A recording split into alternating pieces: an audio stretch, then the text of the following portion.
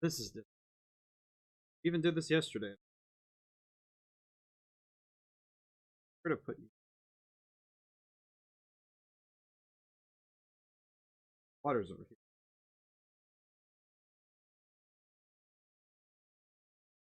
Whew. Today's gonna be different. Yeah, gotta set up. All right. I told myself I'd do music stream, and even up to the moment when I'm like, am I gonna press live today? I was thinking about it, like, am I ready for this? I don't know how much interest there is, and it's like, oh, it's a guy who does game design. So why is he writing music? The stuff I'm good at: writing music, writing books, and making games. Three things I'm good at, and research, I guess. I can pretty much research my way into learning any skill. So here we are today. I'm gonna keep. I should probably capture. Oh, I am gonna try. I might zoom in a bit if it's really hard to see. I apologize. I was unsure how much I was going.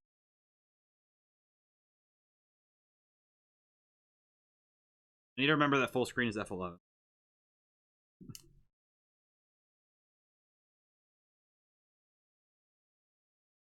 Probably should write that down again at any point. If this is very hard to read, I do apologize. I am not a music streamer by any stretch of the imagination. Hi, Cody. Got first today. Going. This is probably the closest thing to a professional stream I'll ever do. Howdy. This is probably the closest thing to a professional stream I'll ever do, where it's actually me doing something in a professional way. Because even when I play my own demos, I'm just like, oh yeah, no, it's fine. I'll figure it out. I need to move my monitor. There we go. I have to set it up in such a unique way. Do well working on animating stuff. Ooh, very good. Very excellent. So we're both working today. Alright, so trouble I have is that this is actually why I couldn't record my the process of me making my 3D model for the VTuber part I was trying to work on, was that I don't do well when I'm recording. I guess it's very weird. I feel like this is gonna be different, and it might actually help me out because I can actually like soundboard something. So goal for today is to try and write the it's the battle theme. So there's, as the game is organized right now, after you finish this isn't really spoilers, it's just, I feel like most people are going to know this if you play the game at all. After you finish the cave, you land in a village area, and then from there you have like 3 major areas of the game. The battle theme I want to write today is the one that's between it's the second area of the game. So it's between the main town and the second major area of the game, which would be going to the left side and up. So it's essentially like a middle of the game, like it's middle of the game kind of thing. And it's this one song in particular that I've been writing around it because I've been doing a bunch of stuff around this one theme.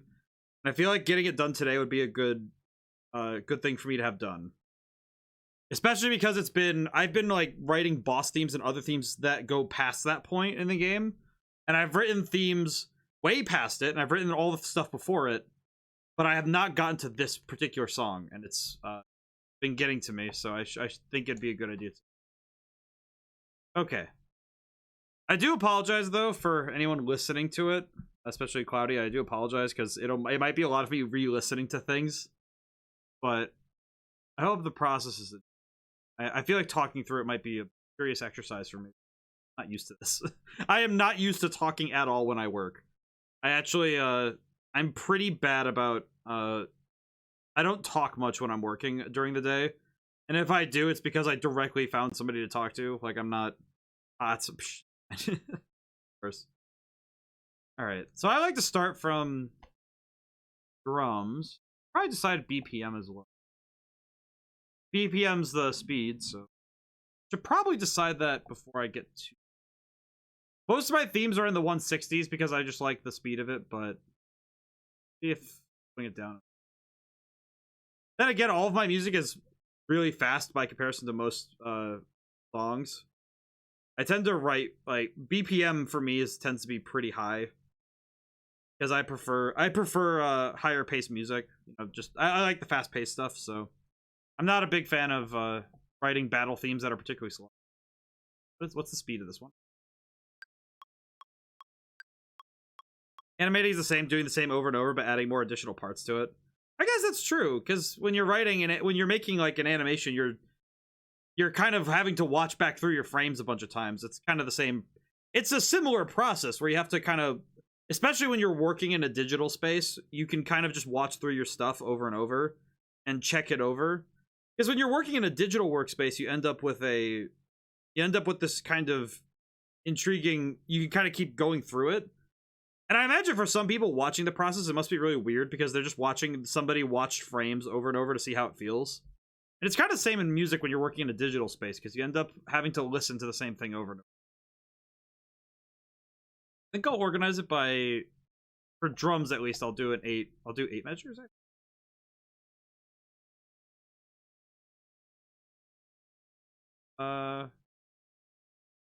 Was I doing this is so the stuff over here is not written music in the same way. It's more like I have this is I saved this file off as a copy of the second battle theme.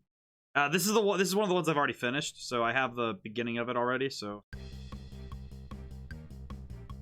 I slowed it down a fair bit. Usually this speed.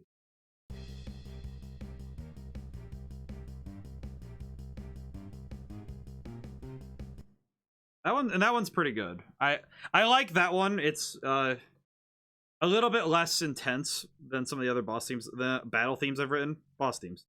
I focus on boss music a lot because it's some of my favorite stuff. So. I think this is pretty good. I think using this. I grab this stuff. This. I do hope that also the visuals of it. I know that this is definitely not something I'm used to stream. I have to learn how this all the best practices streaming music stuff. Okay, so this is the beat I had from Battle Theme. That one's not bad. I think it's good. I think for this theme though, I'm gonna want to make it almost more confusing in a way, because I want to add some differences to it. I wrote down some notes for stuff I wanted to try for a drum beat. We'll do. Okay. I think I'm gonna stick with 8th notes. Right. Instead of a crash, what if I do? I'm not a drummer, by the way. A lot of my my musical talent is in guitar. I practice guitar a lot.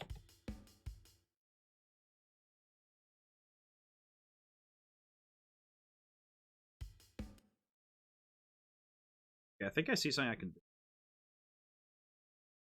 Because this theme is going to be happening in an area that's very forested, so I wanted to kind of take that Naruto, the kind of ninja-y approach, like having mystery in the theme along with like some intrigue. Keep them because I like the. Yeah, it is a lot of like you listen to the same thing. Like this. I can't escape doing syncopation though. To take what I wrote down.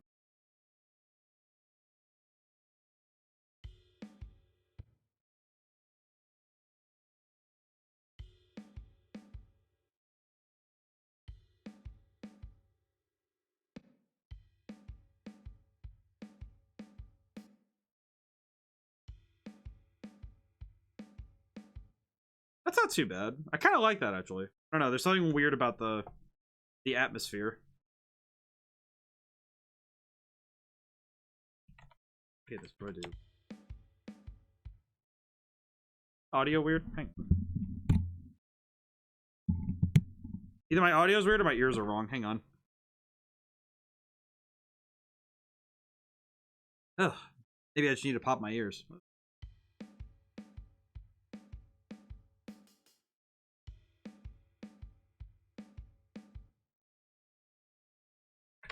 Something different too, because the other battle themes are pretty like 2 and 4 kind of thing. You know, the a basic drum beat would be if you take, say, because when we listen to music, say we did, if you want like the most stereotypical drum part, you have something like this where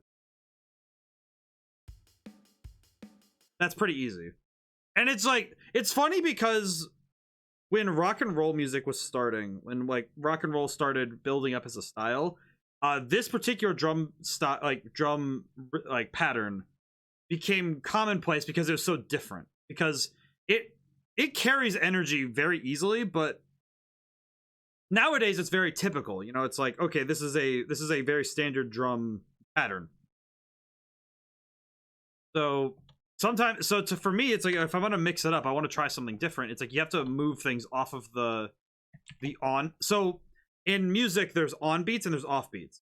On beat is if you're doing 1 2 3 4 1 2 3 4, and off beats it's 1 and 2 and 3 and 4 and 1 and. The ands are the off beats. So if you put things on those off beats, you kind of create rhythms that are, to me, they're more interesting because you're making this rhythm that's very, it's almost alien for some people because they're like, whoa, what are you doing? I know a lot of R&B and hip-hop does that a lot, actually. I think it's really cool. And playing with rhythm is part of what hip-hop is.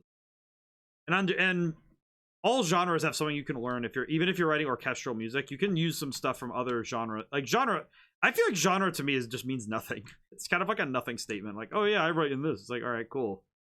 What does that even mean? Like, maybe just because I like songs.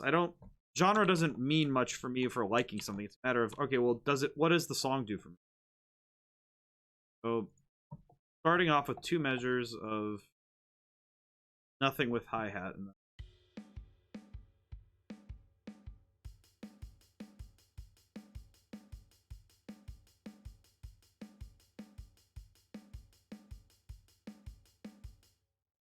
Actually not bad.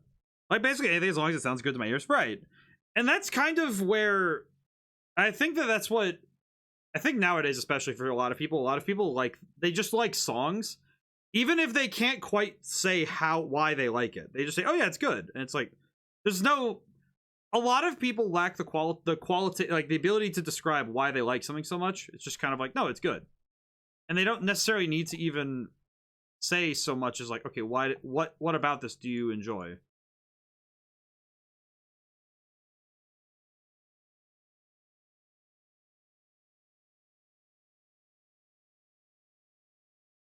That's weird.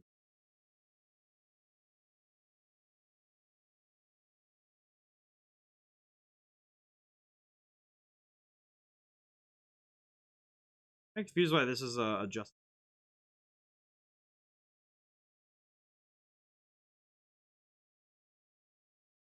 That's weird.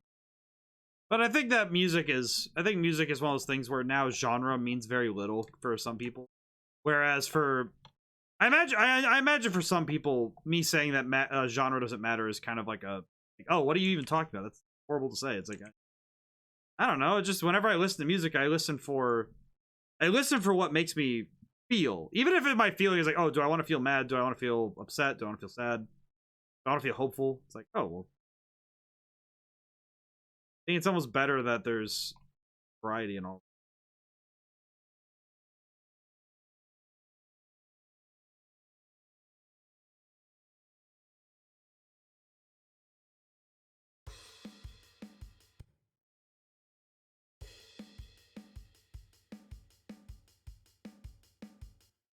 I think the drum beat's about set, I think. And I could swap it up. The nice thing is that when you're writing a song for a video game, one of the nice things that I've learned, I actually do it in the first battle theme that's in the game, is that I swap the drum's rhythm swaps out in this B section kind of thing that happens. And I feel like that's the kind of thing that when you do it, it's just like, oh, it feels so different because you're just kind of, it feels very weird when you do it.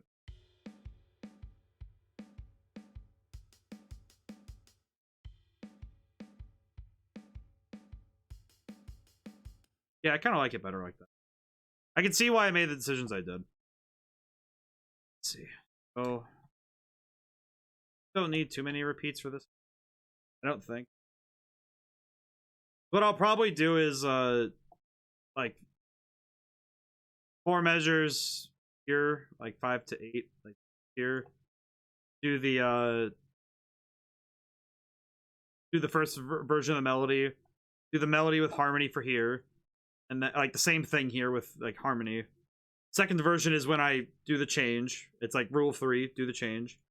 It's funny because when you write music, the best thing you can do is make the music itself tell a story, and not have to rely on lyrics to do so. It is good when your music and your lyrics both tell a story, but it does not. To me, it doesn't do much for me when it's like, okay, if the chords are just there, it's like, okay, yeah, whatever. So I should probably also, I think I'll do like a 4 measure repeating. I want something in the bass. I want this bass line figured out at least.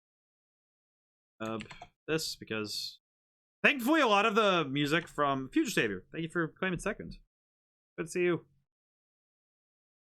What type of music do you remember most growing up?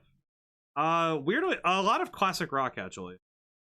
I listened to a lot of classic rock growing up. Pretty specifically, I also remember listening to Disney movie soundtracks. I remember we had a cassette. This will age me a little bit. I remember All American Rejects the most fondly. It's funny because as a little kid, I remember having cassette tapes of The Lion King and the Jungle Book in the car. I also remember there's a CD we have in the car. I still listen to a lot of the songs from it. It was called American Pie, and it was like American stories and folktales in song. And it leads with American Pie by Don McLean. A bunch of the other songs on there, though, are really good ones, like Poor Pitiful Me by Linda Ronstadt. They made the song Move Along, which was in one of the Bionicle trailers. I remember that one pretty well, actually. I remember that one, too. I used to have a Walkman and listen to the Beauty and the Beast soundtrack cassette a bunch. Oh my god, that's like I remember I had an English teacher in 7th grade who told us that she used to listen to Nirvana cassettes, and I'm just thinking, oh my god, cassettes are so funny because just they're so fun because you like click it in, you press the thing. It's like early 2000s rock garage band music is my favorite. Makes sense. Get attached to Billy Joel music as I grew up. I think Billy Joel is fantastic. I was actually listening to Piano Man before stream. Hi, Cricket. How you doing today? And it's like, but the music that I think is in my head the most is a lot of video game soundtracks are in my head. The GameCube and Game Boy era, especially. I also I think Sonic definitely had a reason. That's a fun coincidence. It's funny that it just like I was also listening to Sonic stuff.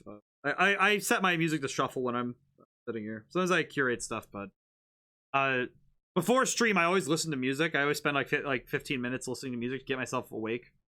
Sometimes some days I have to listen to stuff that makes me a little bit like emotional. I won't say which 2 songs they are, but there are 2 songs that it's like 9 out of 10 times, especially if I'm playing one of them on guitar, easy way for me to start crying at myself. Of course, Sonic's the main reason I love video game OSTs. I think Sonic's the reason why I wanted to learn guitar, because Sonic Adventure 1 and 2 were so much of my childhood, and I was like, I want to learn how to play guitar. And now I know how to play guitar, and I if I spent the time doing so, I could probably learn how to play some of the stuff, but it's like, and it's crazy though. Okay, so what I like to do is build a riff that goes underneath everything. We're gonna have this straight line of 8th notes. Would you say acoustic is easier than electric? I would say that no. There's no such thing as one of them being easier than the other. Because here's why. If you're learning electric guitar, you have to learn because when you learn acoustic, you're learning chords, like you learn your basic chords. And acoustic is harder on the hands because it takes more pressure to hold a good chord on an acoustic. But for electric, the problem is that you're more than likely, if you start with electric, you're more than likely trying to learn. You're there learning for songs. If you start with acoustic, you're learning for like trying to learn guitar like in the classical form. Neither is harder or easier. It's just that you just kind of have different focuses. Because with acoustic, fingerstyle and like you're writing chord focus things with an acoustic guitar. With an electric guitar, you are doing chord focus, but it's power chord focus. For those who have never actually seen what a power chord is, I can actually show you. Let me grab one. Let me show you guys what a power chord is. Because a power chord is a root and a fifth. Riff, that's the word. During the Red Genie stream, I want to comment the riffs you're using, but all I could think of was underlying music, which is confusing and inaccurate term. Underlying music is kind of neat, though, as a term. I feel like we need to make that a more accurate term, but that sounds interesting. I think one of my favorite inspirations for shredding was electric guitars to Steve Vai. Steve Vai makes me scared because I don't know how a man can do that. I actually watched a video once of Steve Vai. There was this one movie that he was in a weird way, that he played the guitar. He did all the guitar scoring for.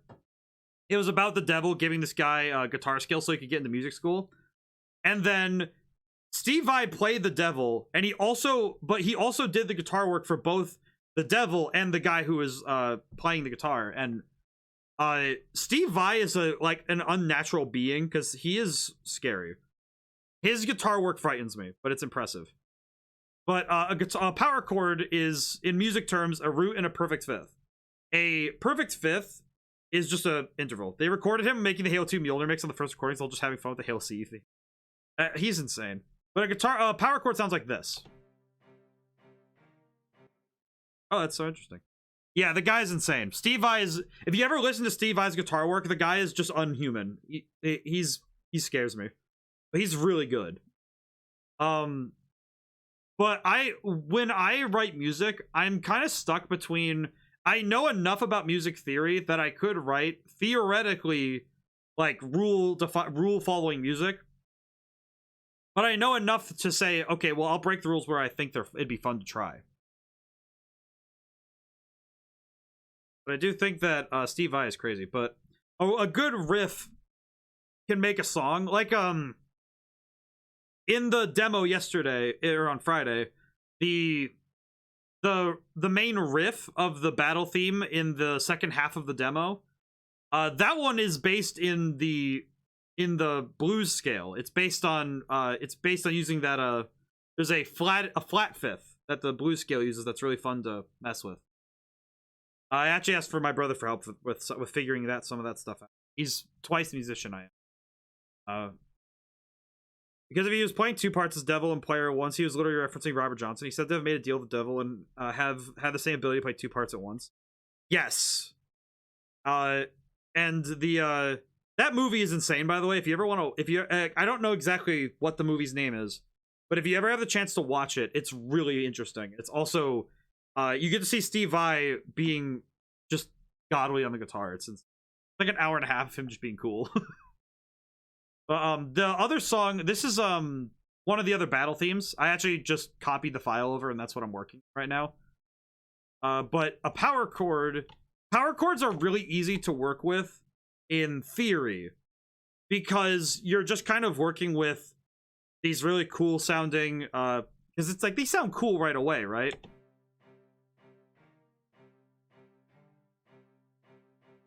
This one's also messed up because that one's a different interval, but that's because I was doing some weird stuff in here. This song does some weird stuff.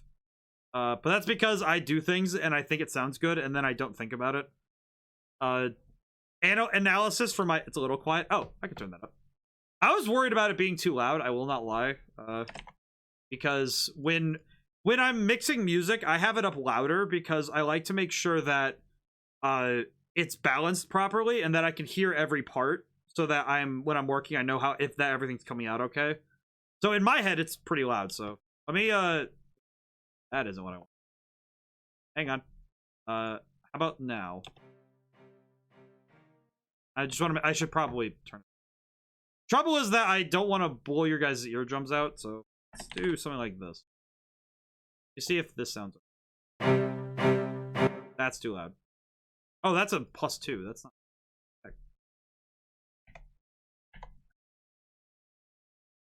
Maybe. Okay. Something like that. Is that okay? Trouble I have is that that's perfect. Okay, good. It will get louder as parts get added, though. I will say, because as listening to this over here, it gets kind of loud. So we'll adjust as we get further in on writing. But what I like doing is mixing the understanding I have of writing orchestra from having worked on the game, because working on this game has made me a lot better at writing orchestra and writing larger pieces. But I also limit myself because I prefer the notion of using the same ideas I have as a rock and jazz based person. Because I actually spent a lot of my formative years in a jazz band, because my high school had a jazz band, and I played in both of them, where it was like Jazz 2, Jazz 1, and I went through both of them. Like, you get to play in both over time. I actually got pretty good at the guitar from that and taking lessons. So I got a lot better over time. So let's go back to the beginning, though. So we're going to try and write a riff. I think with the main battle themes, I like the idea of having a driving... For the A sections, I like driving eighth notes for the bass, for this bass. So taking this and messing with it. So we're going to take this and mess with it. That's our goal. The nice thing about a DAW is that we can see directly what we're doing and how we're messing with it, and we can experiment a little. So with... Alright, so we have... Again, I know I put the... What I would like to do is make it so that if there's... When we move away from the tonic, which is our C, the tonic is basically the center note, the first note of our scale. That is the note we should be, like, not always focused on, but it's our home note. That's the one we come back to when we do like our chord progressions. When we loop through a chord progression, it always begins on C. I'm doing in C minor because everything else is in C minor at this point. I've been doing a lot of stuff in this game in C minor. Not sure why. It's like the best one for me. I think it's just because I like the sound of it. C minor is a really good key. I personally really like it. Let's see. It's 2 and a 3. Okay. So these notes are the ones we're going to be messing with the most with writing a riff in this sense. Because over here, if I grab the riff that I wrote for... this is the second battle theme of the game. It's over here. All of this is music that I wrote before. I just copied the file over so I have the same instruments on hand. This is the riff I wrote before.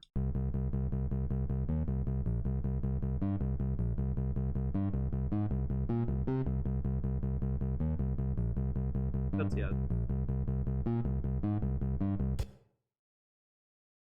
Okay. So taking a listen to that, I think I have a good idea of what I can try and do, maybe. I think I know what I can do. I'm just thinking about... Because the trouble I've had with this particular theme, this particular battle music I've been trying to write, is that I'm trying to get something that fits the aesthetic of like forested area, and you're not quite sure it's jumping out of the woods to come and get your ass. That is kind of what I've been trying to go for, which is not an easy thing to particularly narrow down as a feeling. You know, it's more like, okay, I have an idea as to what I'm going for, but using the principles I've used already for music in the game, I can kind of get closer, I think. Of course, it's one of those things where I write the music, get closer, see what's wrong with it, and then try again, right? And one of the things I like doing is using a scale for reference. Something that lets me have a playground, right? For today, I thought I'd use the minor pentatonic because that's what it's the first scale. If you're learning guitar, you're probably learning pentatonic scales first because they're very easy to do on the guitar. They're very simple. And I think there is a reason why, and they're also very like they're good. They're easy. They're very good to work with. If we try.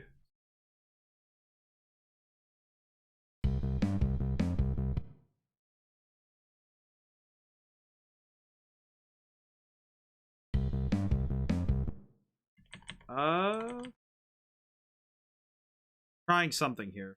Not sure how to. Trouble is that I will say I'm also like very unused to talking and working at the same time. Very weird for me. But of course, what I could do is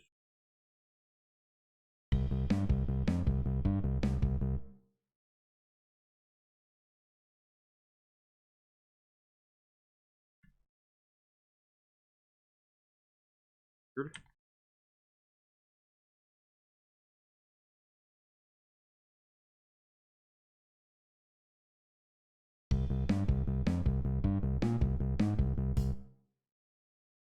Not exactly right. I don't know. There's something. It's one of those things where I can feel something's off, but I'm not sure how to. Hard to quantify, right? It's hard to put it into words. Because with music, the trouble is that you're also beholden to your feelings, not just about. It's not just about quantifiably what's the best thing. It's what's getting to closer to what you want. I kind of wonder if straight eighth notes is a good idea.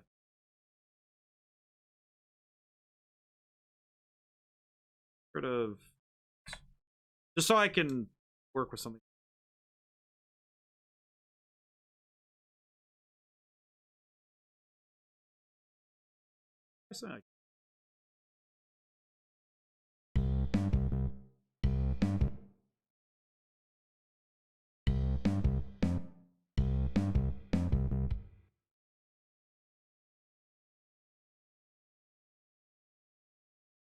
Maybe something. I think this might work. Something different. Because I think maybe what the problem I'm having is that I feel like I'm trying to pigeonhole myself into a specific rhythmic identity, which the game does have some of that, but it's not so rigid that I can't change it.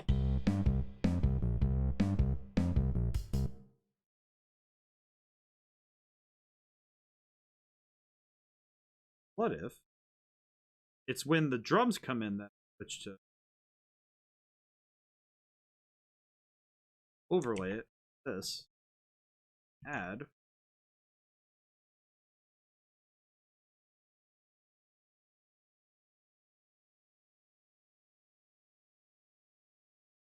Maybe this will work. Little recommendation to get an idea for a best beat / rhythm. Maybe? What do you got? What do you got, my man?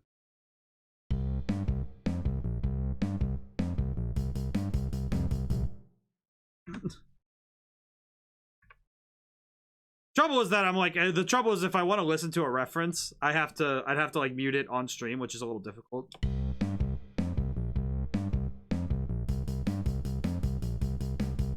Oh, that actually sounds pretty good. This stretch, but some of the Team Fortress 2 soundtrack. No, I can see it. I can see what you mean.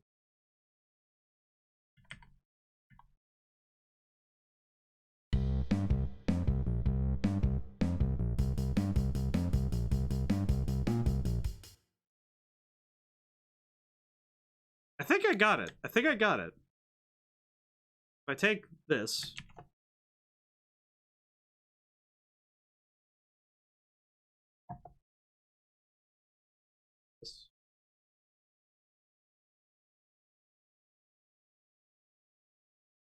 Specifically tracks faster than Speeding Bullet and Playing with Danger. And those are in the video game, right? So I could probably take a listen really quick and see what you mean. Let me see what you mean. Faster than...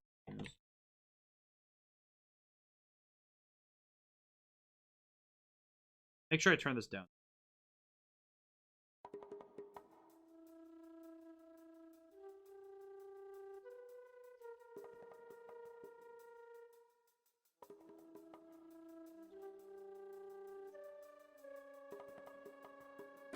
I think I know what you mean. Yeah. I just looked at the comments. My goodness. I'm not gonna lie, this sounds more like I need to use this for the, I might need to use this as my reference for the, there's a boss theme in particular that I've been thinking about, and this one might be the one I look for that, because that's actually really good for that. There's another boss theme I need to write, and that one might be the one I look at for that. Good. Actually, you know what? I might just do that now. Can I get close? I think I can.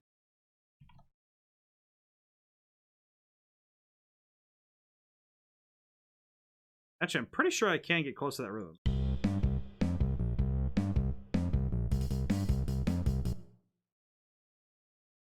So, ooh, actually, for boss theme, look up robots. I need to look that up actually. But I just had for this song in particular, I think I just got to what I need for what I'm going for.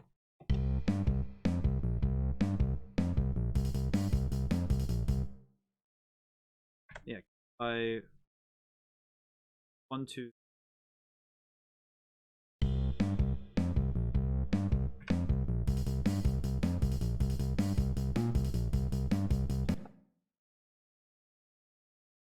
That's pretty good. I'm not gonna lie. That's actually kind of spicy. That's kind of spicy. That adds more to it than just having some like just some snare hits there. Let me try listening to it over a longer form.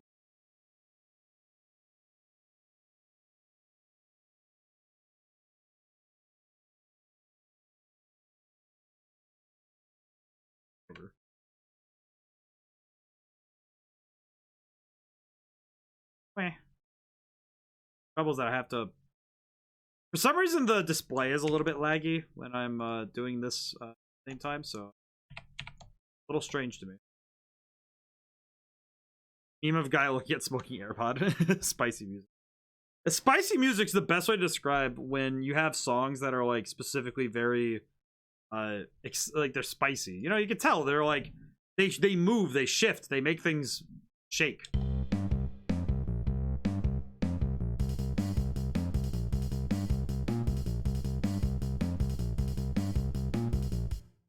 No, that's pretty good, I think. Grab this duplicate. What if we do like an octave jump here? Okay, let's see this from the beginning and see how this sounds right now. Apparently TF2's soundtrack used to be royalty free.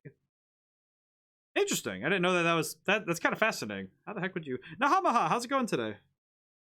That's fascinating. I didn't know it was royalty free. Oh. Alright. Let's see how this one sounds as it is right now.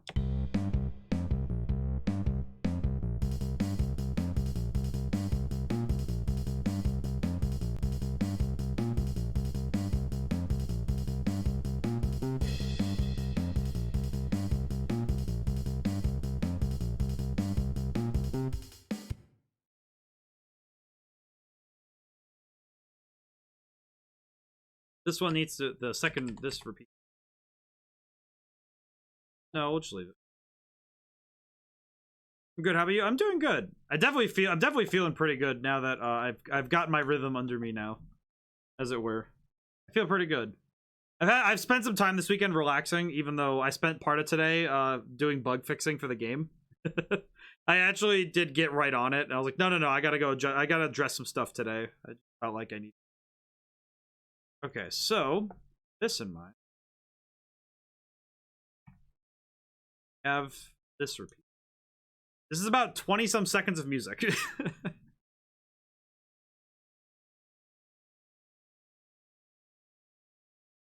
What I could do is do a trouble is that I'd kind of want a because I think that let's see, because listening to some of this over here have measure then it goes into this beat section where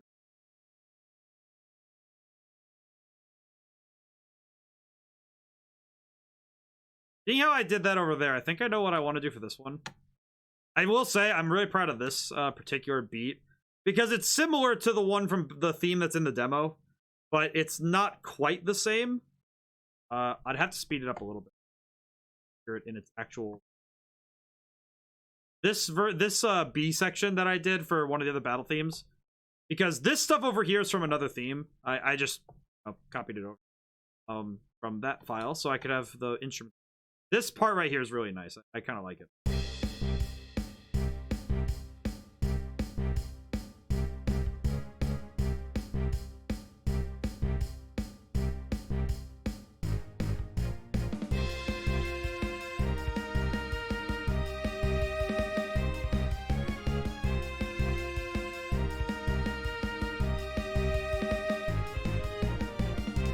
Yeah, so that one's...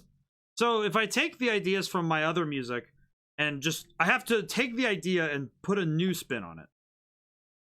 The main riff here is what I was working with earlier. This one's similar to the other one, but it's not quite the same. Kind of like a new version of the melody that I've done before. And I think by the time that I get to the end of the game, the game of telephone of the melodies is going to be so weird that if you took all the melodies, played them on the same beat, you'd probably end up with this weird, like, those aren't the same. Like, it kind of get to the point of, these aren't at all the same songs. How'd you change it so much that it's like this now? So, take what I know from this. Apply it over here. What did I do also? Back down again.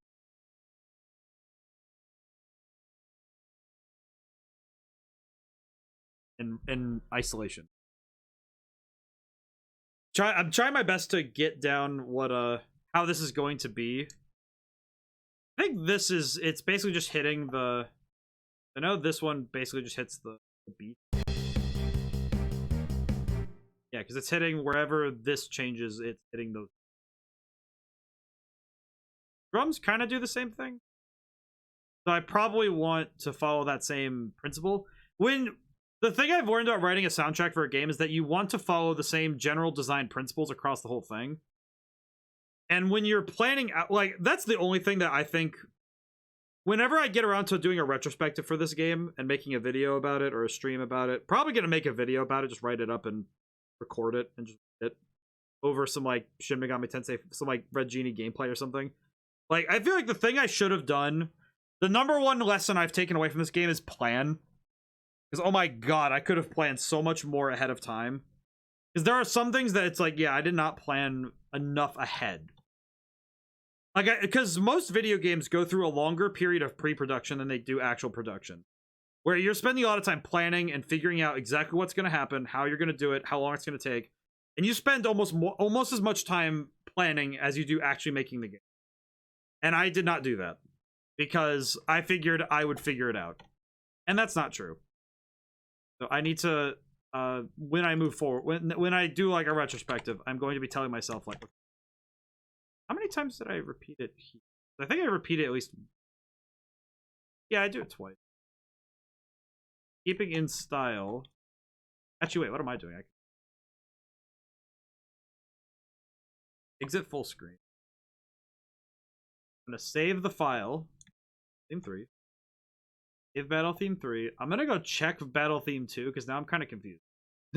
I have confused myself, so I should probably take a look at what I did in that one and make sure I know what I'm doing. Because I want to see what... I want to make sure that I'm following the same principles throughout the soundtrack rather than just doing something because I'm like, oh, it sounds neat. Okay. This will also give me a check to make sure I'm not blaring your guys' eardrums out. So, well, I don't think I need to play this one. 1, 2, 3 repeats. There'd be 3 full repeats of 8 measures, which gets us to like 40 seconds-ish here. Then there's the B section that does 3 repeats. Then there's this little bridge thing. Then it repeats. Then it does the 1, 2. It does 4. Oh, there it does 1. Here's this part. That's bizarre. Alright, well that's good though. Now I got what I wanted from this. Open the other. Oh,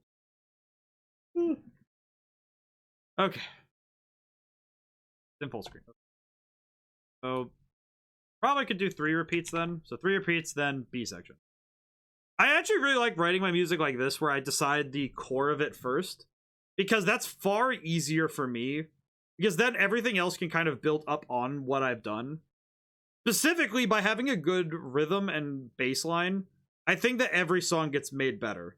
Especially when you're writing like me, when you're writing if you're writing something like you're writing a rock band, but you just have more instruments, you tend to like it better when you're working from the bottom up. Then let's make the, if it's gonna be a B section like the other ones, I think it'll be similar to those ones where it's like the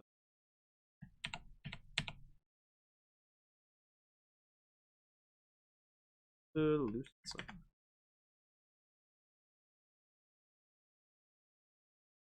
did I do over here? Wait a minute. What did I do? What is this? Oh, I see. That's why.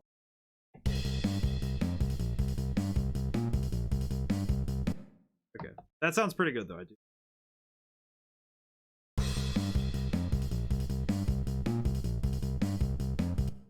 I can kind of already hear it in my head that the melody so it would be like, all right, so because the song, how I've written all the songs in the game so far is that first version of it is like this beginning section here, where establish the song.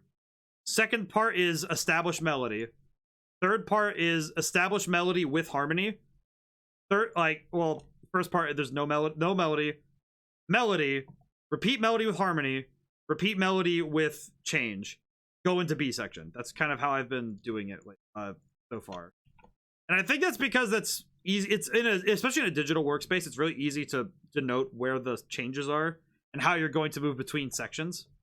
I think it works really nicely.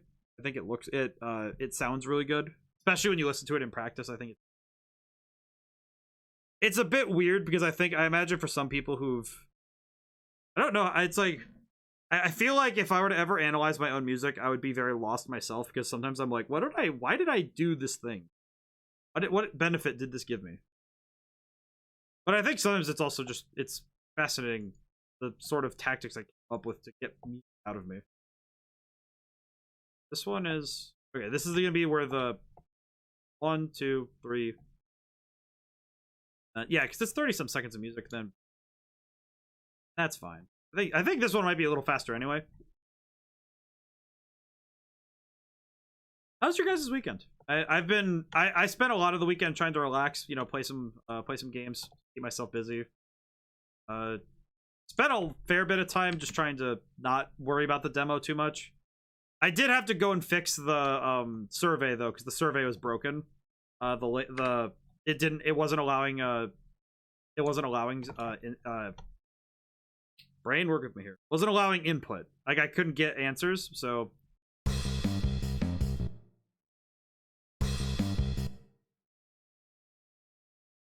I'd do though is just move these out.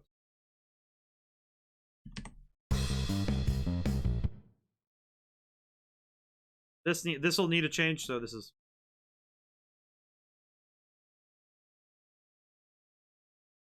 I hope everyone had a good weekend. I think I'm a proponent of taking it easy on weekend.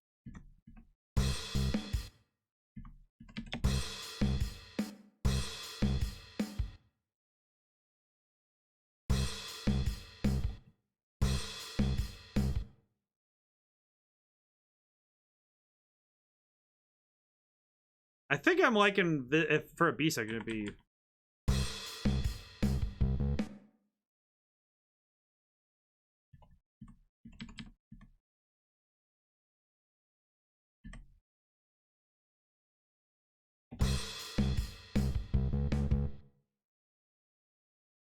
Woo! Where's the party at? DJ, drop the beat. I'm trying my best to drop the beat.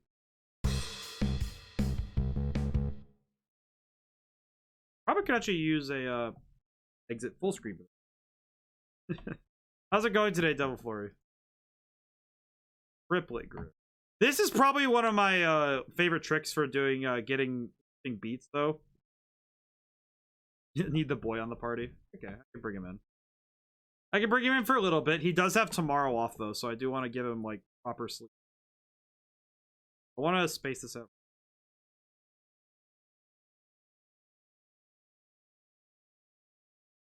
Just I can keep that auto sound. It already sounds. Probably could make it. I think I know how to make it sound.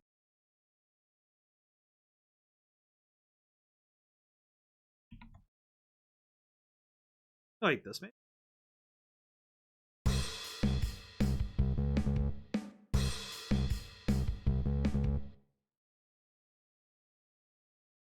I think the sound. They were getting closer. We're getting closer to what I want.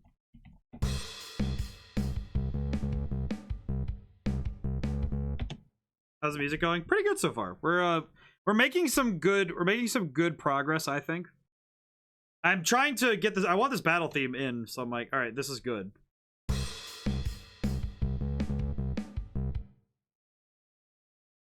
I think I know. I think I can make this even better somehow.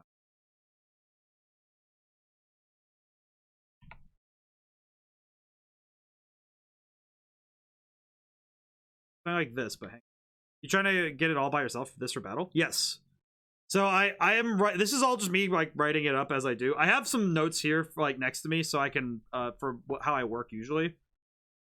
So I think I know what I'm gonna be doing. Maybe.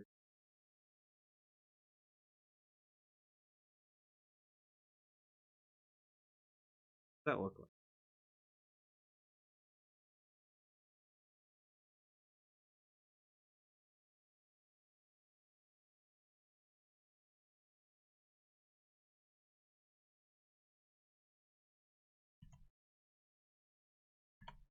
Okay.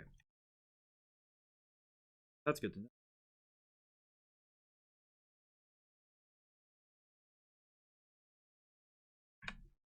This is a battle theme, yes. So I'm writing a battle theme for the middle of the game because I thought that'd be a good place to start.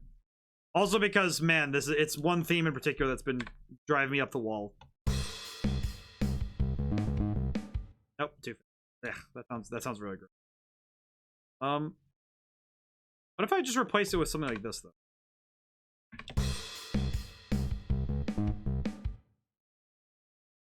That's getting closer, actually. What if I throw in the... Or to build a skill, it'd be F. So if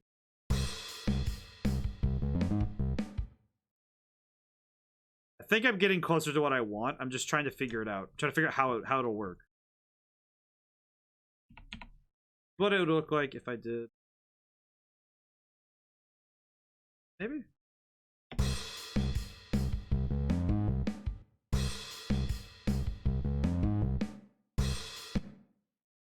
I shorten the notes.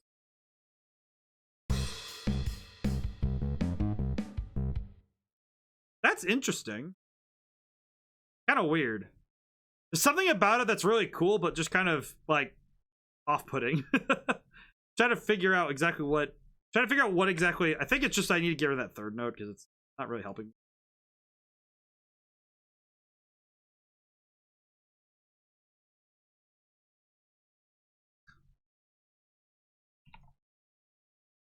Right either. No, that's wrong. Oh. Okay.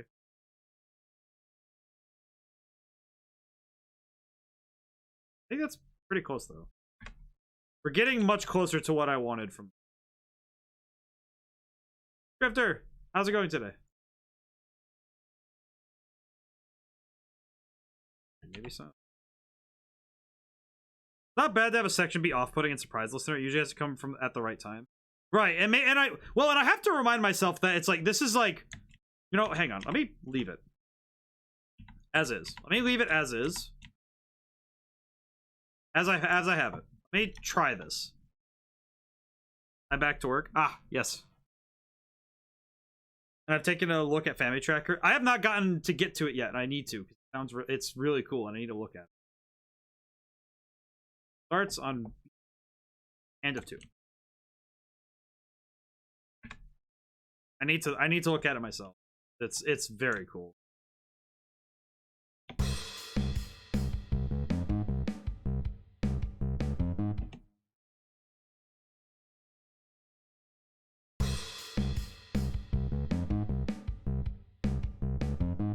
Realize this is in the middle of a measure.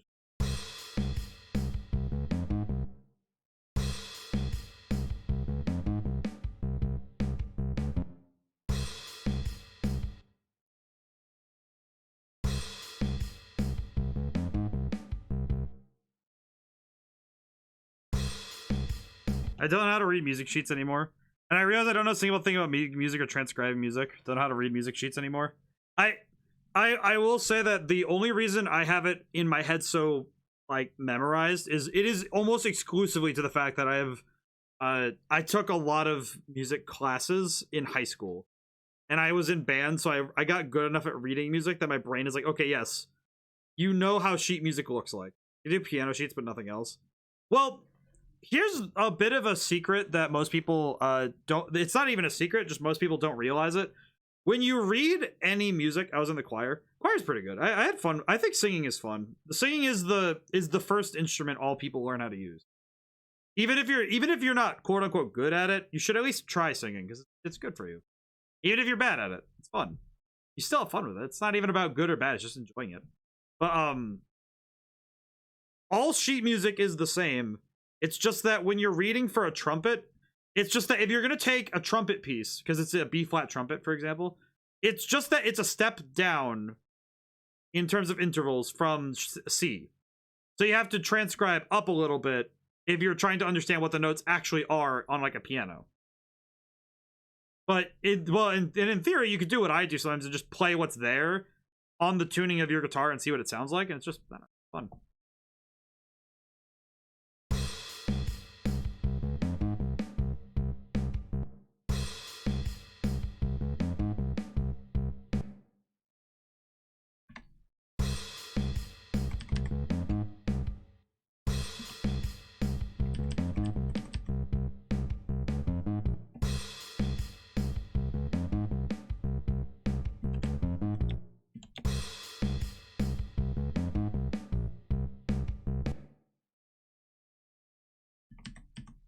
I'm trying to think of how to make this work properly. I think I got it. The beast string on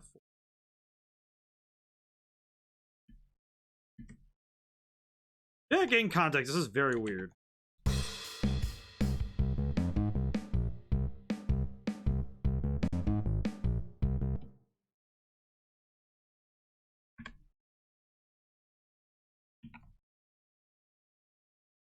Need to listen to this whole piece of this whole part in context. But you can get some really cool stuff when you're messing with music like this, right? Where you're just having fun with it. I think that when you like learning sheet music, though, if I had to say what is necessary for reading sheet music, you just need to know what the notes are. Knowing what they are and when they're happening is the most important piece. I think that Musascore is a great way. If you ever see the program Musascore, that's a great way if you ever want to follow along with like some music theory like class or something. Musascore is great because you can write down stuff and take notes, like, you know, write down music and stuff, and then listen to it because it has a playback function with like a MIDI piano and stuff. Pretty good. Let me drink some water. Yeah, I can look at the sheet and understand what note corresponds to what note. Yes. And I think that analysis and trying to actually like understand what it's doing is hard. It takes a fair bit of research and practice to really get what the heck it's doing. And it also takes, to some level, to me, it takes a certain amount of confidence to say, even if it's quote unquote wrong, to say that, all right, but I believe in it, is hard. Like for me, when I'm writing music, I just have to believe that I think it's pretty good. And if I'm listening to it and I'm like dancing in my chair, I know I got it down. Or I'm like, I'm excited about it. I feel like I'm good. So I'm going to listen to, this is just the bass line and the drums. I'm going to see how this part sounds right now.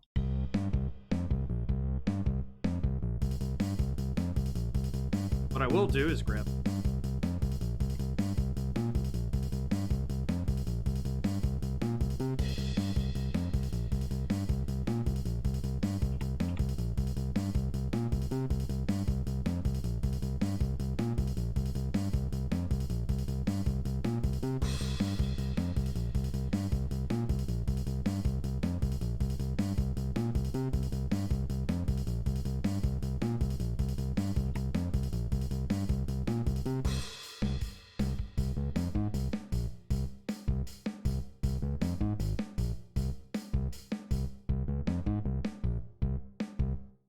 I almost feel like the snares here should be moved. I want to learn by transcribing first to understand how each channel in Family Tracker works because it emulates the chips from that.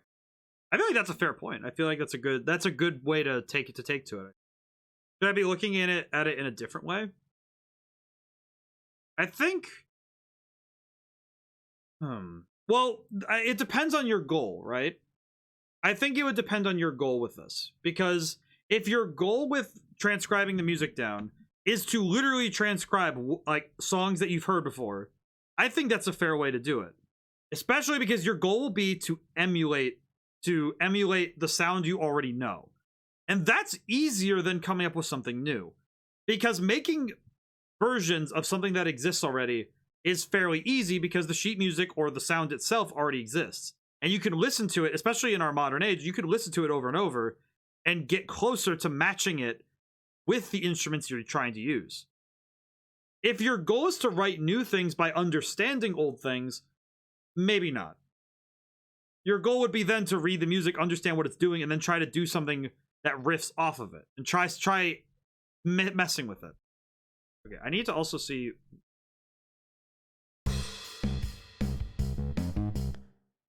Okay, I think I need to change so the 2 and 4 measures are... I'm seeing something... I actually want to try something with it.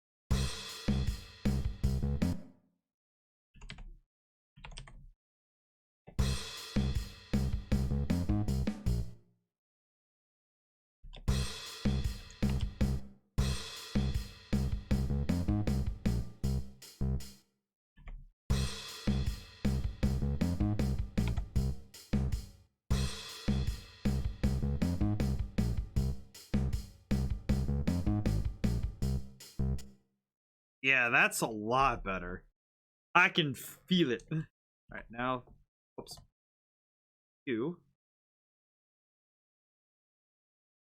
What is? Oh, whoops.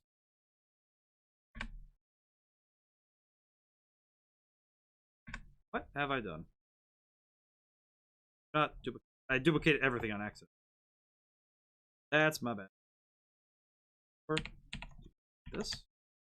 That's much better.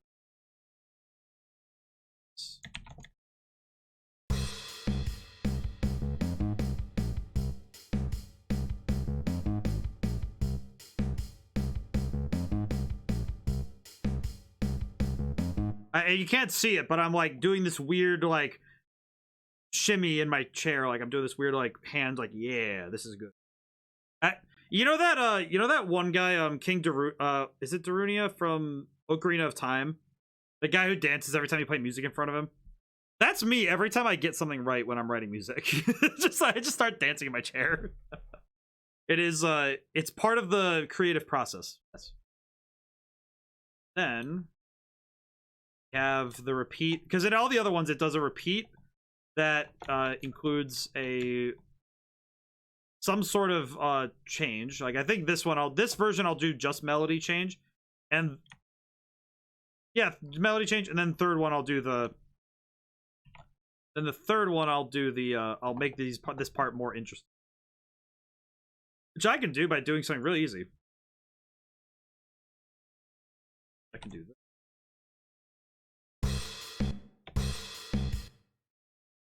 Oh man, if I was a drummer and if I was handing this to an actual drummer, I'm pretty sure they would want to like actually grab me by the throat and throttle me.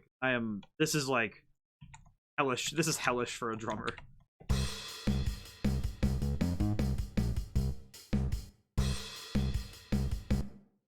Wait a minute. I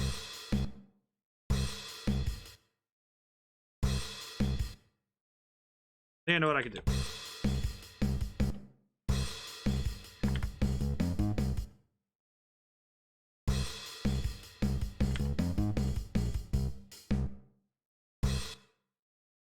Used to everyone. Hey man, if you can't jam to your own music, then why make it? Precisely. Like I feel like if you're gonna write music, you should be hyped for it. You should be excited. However it excites you, it should do so for you too. Oh, some drummer just like had like an aneurysm trying to figure out how to play this. Whoops, the thing again.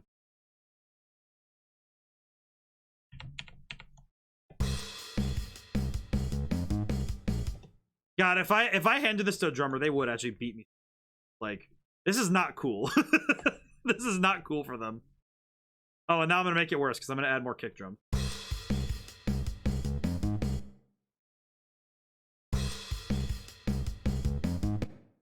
I know what I can do. That's the spike.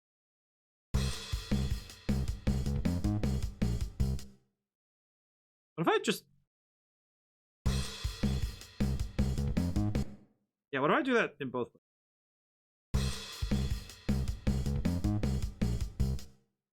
Don't think it's that bad. I don't know. It's like, well, it's like my brain just... My brain is contemplating. It's very... It's working it out.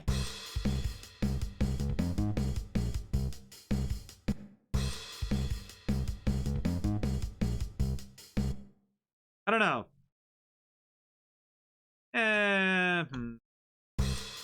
No, I think this whole nonsense is enough rhythmic complexity for this this change here. I think it's perfect. It's good. I think this is not perfect, but like, I don't believe in the term perfect. That sounds weird for me to say, but just out of context, just like, I don't believe in it. No, I meant for a drummer. I think it's that bad for a drummer. It's mostly just that this is all like, to me, it's like, it's a lot, right? I don't know, because when I used to work, when I used to like play in a jazz band, there are some parts where he'd just be like, "What is this?" And I'm just like, I don't know what you're looking at, man. And I'd listen to him play it, and it's like he could do some complex stuff, but I don't know. This probably isn't too bad. I'm just like looking at it, and I'm like, in my head, if I was trying to play this in a Perfect Cell, it's disappointing. Yeah, because he plateaued. That's why he died. That's why Perfect Cell died. If you can refer to yourself as perfect in any way, you probably aren't. You have plateaued yourself and are incapable of improvement. All things can be improved, but not all things need to be improved. That's the philosophy. That's the wisdom of it all. Everything can be improved, but not everything has to be.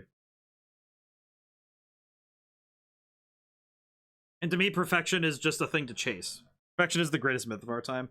I think that's true. I think especially true when you compare it to like, think about how many times you've seen people with like, you like see photoshopped magazines or like a lot of imagery that's just like, well, that's not real. Like when I watch Marvel movies, it's like, how the heck do any of you guys have this like physique? That's not real. And you look at Captain America, you look at Chris Hemsworth, you look at Thor, you look at those two. Like you look at Captain America and Thor, and it's just like, how the heck no human being can maintain that physique for more than 2 weeks at a time. I'm not even kidding you. Like that exact like picture perfect physique, that is impossible. It is an impossible dream. And for most people, it's like chasing that dream is just so painful that it just doesn't do it for you. And it's just pain. It leads to nothing. It makes me sad. You're familiar with the channel are you familiar with the YouTube channel George Collier? He takes viral music clips and transcribes them. I feel like I need to now because that sounds interesting. So this is our A and B section. Then we can delete. I almost feel like I need and then the key thing about the repeat. Move all of this stuff.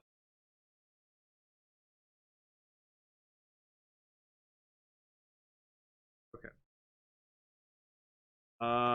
Crap, I skipped. Didn't work for me. Oh, here it is. This part.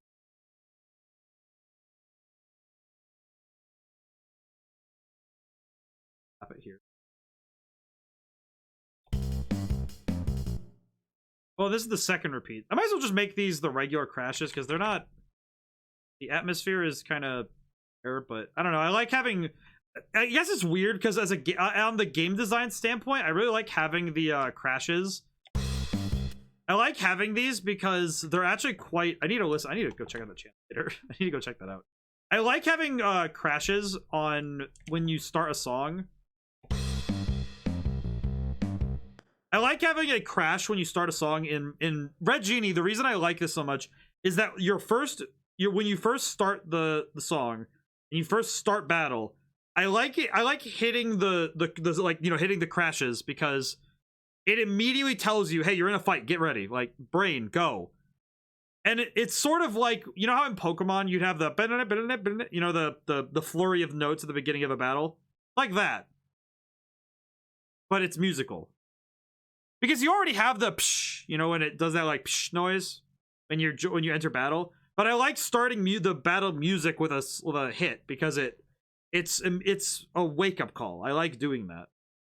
The only ones I don't do that in is if I have a harmonic version of a crash. Like one of the boss themes does it best. I'll show you what I mean. Let me save. Just so I can highlight the example. Because I like to make sure that my examples make brain Minotaur boss fight. I do need to check out George Collier though. Need to write that down. I'll probably have to go watch their stuff after stream because I have tomorrow off, so I can stay up a little bit. George Collier. I have to look him up. Sounds intriguing. Okay, so this is the music for the boss fight in the Minotaur boss fight. Who our friend Pojin said looks like the guy from the Minotaur Sword Art Online. Which I didn't realize until he said something about it, and I thought it was really funny. Given that my game already has a lot of references, it's not that bad to me, just interesting. So, in this song, instead of using the percussion to signal that the fight has started, I use a harmonic one where I have... Oh man, this is actually my favorite. This is a cool trick to me. It is a root. So if you take two of the same note and play them, like there's the high one and a low one, that is called an octave. Octave, and then a third up here, which, as I recall, would be like 8. It would be that'd be the... Get what interval. But if you listen to how this starts, instead of using the percussion to do so in the same way, it's using the harmonic presence of the song.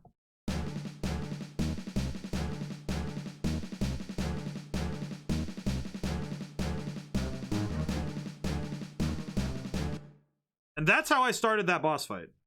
And it's because that's a technique that is good for boss fights because it gets your brain immediately on, right? You're like, all right, oh, okay. Because it's different from the other themes too, because it's different where a lot of the battle themes will start with percussion and give you a chance to settle into the rhythm and then change it later. Whereas with the boss themes, it's no, you have to get on your toes right now. Like, get ready. Because this is not a normal opponent. Oh boy. I will say I have to address this at some point. One of the concerns I got about the game was about autosaving. And the notion that autosaves would be a good addition. And I actually sat and thought about it. I watched some videos about game design stuff, and I did some rumination about autosaves. And I had an idea that will be the good compromise for for how it'll work. I'm going to include autosaving the game. However, you have to turn it on.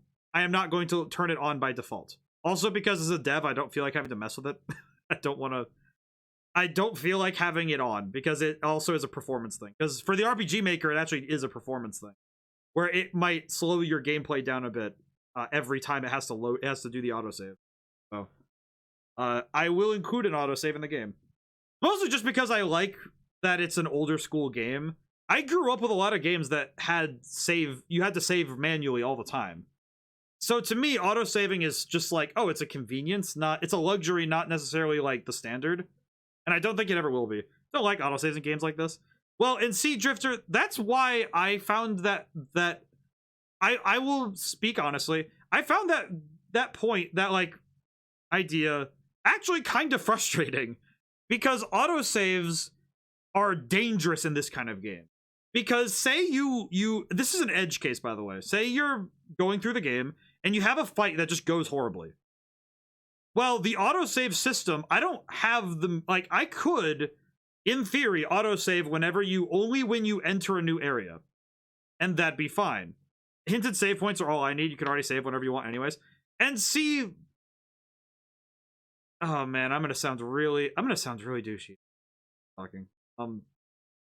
No, you know what, I'm just gonna... I kind of have to talk about it, like, in a earnest... I have to talk about earnest. There's a significant overlap between how, like, here's the thing. I tried my best to design. Hey, Crisis, how's it going? It's like I tried to design the game. How many people want autosave? Just a couple who have played it at the demo. The thing that I have noted, though, is that I will just include the option. It will not be on by default. In fact, I will probably hide it somewhere because I don't want to deal with it. But I think that, though, if somebody, it's kind of like a monkey's paw of, if people want autosave, I can put it in, but it's kind of your decision. Because the trouble is that if I have autosave as a thing you can turn on and off, I have no control over how it works. That's how the plugin works in RPG Maker. Is that if you turn on autosave, it will autosave in 3 instances. When you exit a battle, when you enter a new map, and when you load in from the main menu. If you take that into context, take that idea and think about it for more than 3 seconds, you start to realize, wait, that means that if you have a battle that goes really poorly, and you come out of that battle, and you have to get yourself out of wherever you are, you just autosaved in a point where you're going to be at like 100 health, and have to get yourself back to wherever you came from without dying. And I think that's fine. It's a little weird to me, but I'm like, okay, here's your autosave. But thank you, Crisis. I do appreciate I'm happy that the demo's out. I think that it gave me some much needed illumination as to what how it's going. I think the game is going in a fantastic direction. I just need to adjust it a little bit. The thing I did start adjusting already is adjusting the power of techniques and the cost of magic. And more specifically, that magic and spells will be gathered through your playthrough. There are certain spells, like, there are a lot of spells you'll get, like, magic specifically, that you'll get through leveling up. But a lot of spells and techniques will be things you have to find in the world. Autosave and save and continue are nice. I think that, well, the nice thing about RPG Maker is that save and continue is like just a thing. If you save the game, it kicks you back to the save menu. It doesn't kick you out of the game. And it has a separate option for ending the game. So you can actually exit the game and go back to the main menu rather than exiting the game entirely at that point. Autosave is a weird one for me, for this game in specific, because it's closer to older school RPGs, like the early Final Fantasies. One of the ones that I thought of a lot was stuff like the Kingdom Hearts Chain of Memories is one I think of, just because they have save points. Like, you can only save at certain spots in the game and not anywhere you want. Or like Pokemon Coliseum, where you have to go to the PCs to save. To me, I think that save points, and by extension a save menu, requires more thought process on the player side. And to me, I kind of prefer that. As a player, I prefer being forced to think about, am I going to be good, and should I save here? Should I continue? But I also recognize that players expect autosave. So that's why I'm coming in the middle. That's why I'm going to kind of cap this off with, I'm going in the middle and saying autosave will be a feature, but you have to turn it on yourself. My dude. I really like save points. I'm a fan of save points. That's how I do. Honestly, I think it's not necessary. You know, it might not be. But I also feel like the nice thing is, if I include autosave in this fashion, it's a pretty lightweight program. One of the biggest RPGs of late, Undertale, doesn't have it either. No, you're right. You know what I think it was? I think it was because I was already in a spot of like, I didn't realize that the survey was a little bit broken, but I had also seen 2 people not save manually, and I've had a few people tell me I forgot to save manually and lost all my progress losing to the boss fight at the end there in the demo, and then it's like, but in my head I'm like, well, you know what? No, I'm gonna let my ego show a little bit. The fact that the game says if the tutorial's playing, the game says, remember to save often. It's very important. Otherwise, you'll lose progress. I tell you, I grab you by the neck and say you must save. I know it's just me being too nice. My character moving constantly. What the heck is up with that? Hang on. What are you doing? Am I constantly sashaying? What is Doing. Stop doing that. Stop doing that for a moment. What are you? Ah! Nope. The corner. Good. We're good. Heck. Yes, it's their fault. Well, I also feel like I was sitting there as the designer, as like a player, as like a friend. I'm trying to say, well, that sucks. I'm sorry. I should probably think about that. The only thing I'd add in case are hinted save points for a boss battle or a point of no return. Well, and that's and you know what's funny about that? That's why, in the beginning of the game, I show players the two different versions of like hinted save points that I do. I think they're too smart though, and I feel like I have to like throw in something more obvious. Like I have to like add, you know those in the demo, there's a statue outside of the mages area. Like there's that weird statue with like the weird like demon face thing. I feel like I have to throw those outside of every single boss fight. Just to let people know, hey, you should probably save now, because there's a point of no return back there. Like, the fact that most bosses, you have to talk to them directly to start the fight. It's like, yeah, you see a Minotaur dude standing around in the middle of like this big white labyrinth. I'm pretty sure you know that if you talk to him, you have to fight him. Like, I don't know, maybe there's a certain point where I have to say, no, I should just expect the players to do something. And I know that the joke in game design is, oh, but you can't expect the players to do anything. But I've recognized at this point, there's a certain point where I have to just ignore that. Like, I can only dumb it down enough for the player before it gets to the point where I'm pandering. Like, they're like, someone would say, well, now you're just being kind of pedantic. You're kind of being really like handholdy about your tutorials and your level design. I'm like, yes. These people don't say for fighting the box legendary in Pokemon games. Oh, and it's like, and I, as a friend, I'm like, yeah, I should look into changing this. You know, it's like, I should at least try, you know, at least like see, is there a solution? Part of my solution should be just to ignore it. But I also am thinking, okay, I am designing for an audience, and a lot of the game, like I'm trying to hand it to streamers who are going to play it, and so the game can get to people. And to some level, I have to understand what they expect from games. I'm also realizing that it's kind of the equivalent of putting a 5-year-old in a mirror maze. Like, you have a toddler in a mirror maze, you're just gonna watch them hit every wall. Just be fine with it. They're like, QA testers who don't know what they're doing is like watching a toddler like break the thing you just handed them. Like, yeah, it's gonna happen. What did you expect? Of course it's gonna happen. All right, but back to the music. So now we have, let's see. Take this. This. Oh, I did that already. Okay. Speaking of which, yes. But, a ranting aside on game design stuff, I handed your game to a streamer friend of mine who was plastered. You know what's weird? How it's if I had a nickel for every time somebody she didn't make it far, you know, fair enough. I just had the realization that if I had a nickel for every time somebody was far beyond the limit for their body to handle a substance that had done something with either my game or came to stream, I'd have 2. Because there was that one guy who showed up for the Beyblade stream that was really funny. That was fun. Just he showed up for the Beyblade stream, was like, yeah, I'm really stoned right now, but I can tell you have Riz. And I'm like, I don't know what Riz really is. I understand it, but I don't get it, but thanks. I guess. I think I get it. Sorta. Okay, so now we have repeats.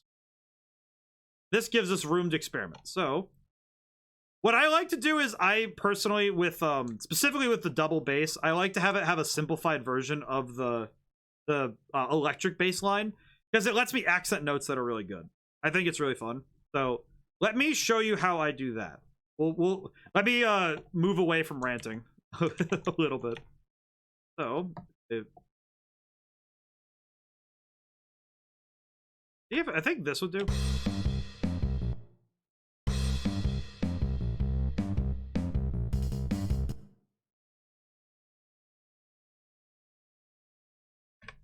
I think I want to do it like this, where it's like,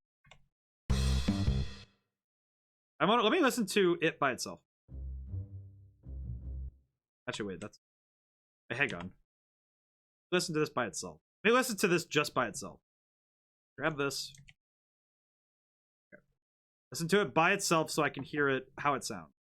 I think let me get back to actual like work, because ranting is fine, but let me listen to how it sounds.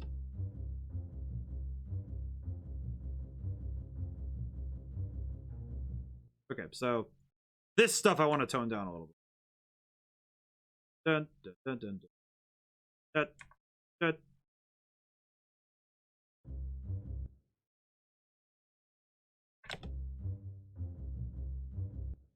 Actually kind of fun.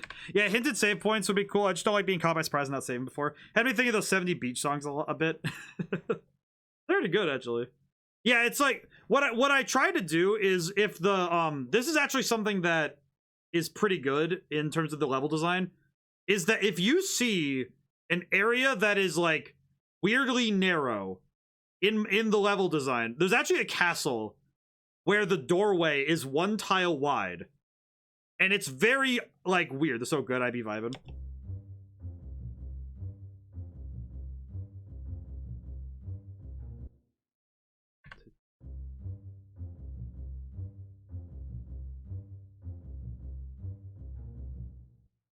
Okay, that's actually, if I put this together,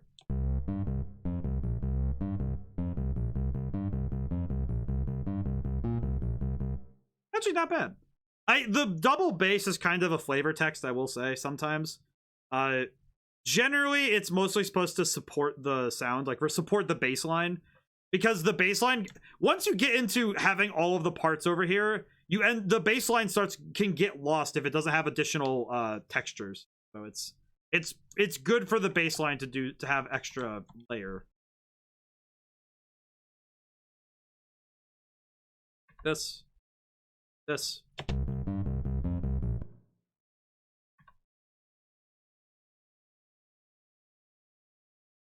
I think this will be good, actually. Oops.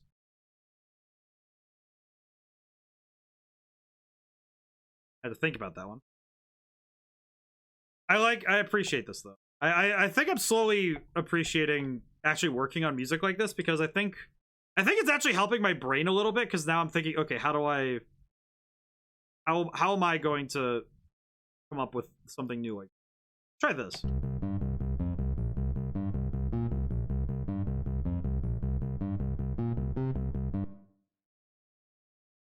Maybe listen to it by itself.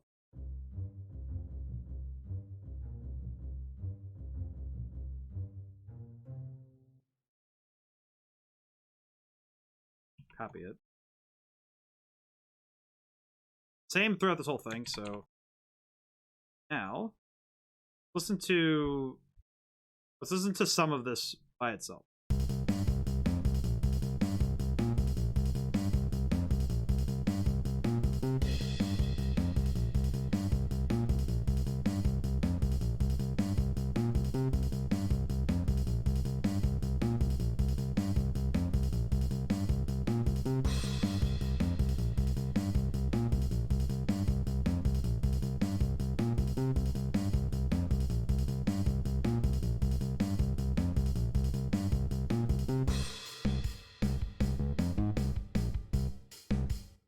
That's pretty good. That's actually quite good. I like that effect. Like, we haven't added the other parts yet, but that's already a good start. I think this is why I start like this. This is why I write music in the way I do, because working from drums and bass up, you're already working from good places, so you're starting from a good spot. I think it's always good to start like that.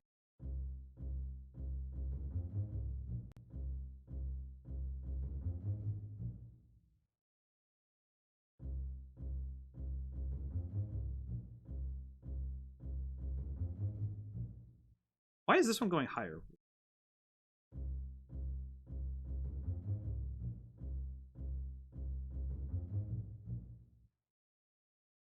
Right there. What is up with this note?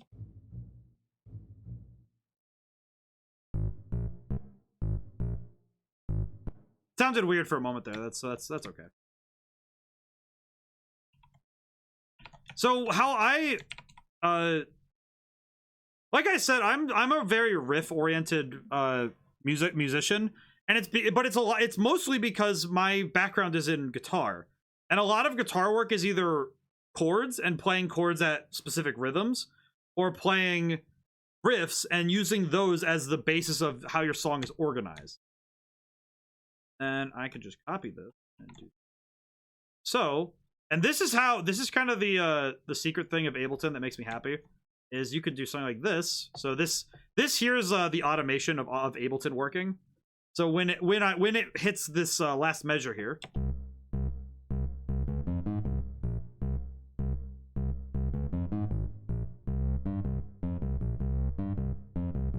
it resets back to the beginning. And since the song will have to loop theoretically indefinitely, it's good that you have it set up so it will loop in a way that's satisfying and also is able to be played as long as possible. Works really well when you have it set up properly. Sounds really good. So this stuff, I can get rid of the double bass line. This part is complete. So now we're down. Oh, I can full screen it. Oh, little bit better, I think. A lot of this is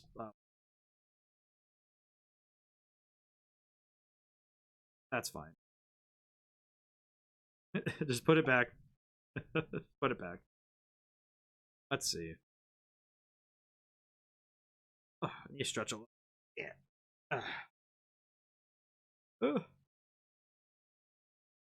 Anybody got any big plans this week? I know this week I will be spending some time refining the game based on the feedback I get from the demo, and I will be also doing some additional. I have to do some administrative work on Tuesday. I have to pay my artist friend because they've been doing fantastic work for the game. I have to pay them for the work they got done this month. We have it set up so it's like we have it set up so we do it once a month. It's very new to me because I'm not used to contracting people. Basically what it is, it's a contract, and I'm not used to it. Now the question is, how is this?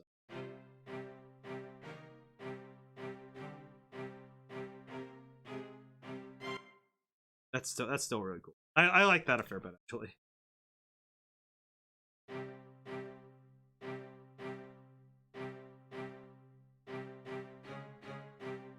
That's a little bit slower than it is in the other version. I think using the cello as a power chord instruments is kind of fun. Will not lie. I think it's my favorite thing to do with the instruments. I think it's also just because especially when you're using you're using a digital workspace and using strings.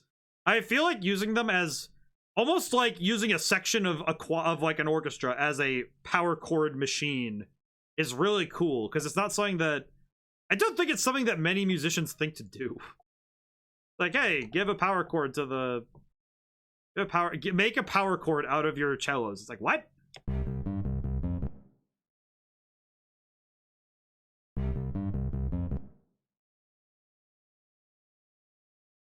Doesn't really matter how long this is. I can just kind of put it wherever.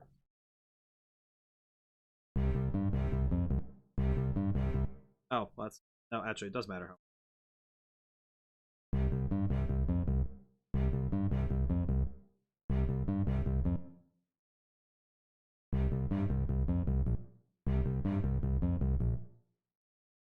What if I adjust it? Hey, actually, let me grab notes of. I had a thought. I should probably grab the notes of the bass line and use that as the basis for my power chord. Take a look.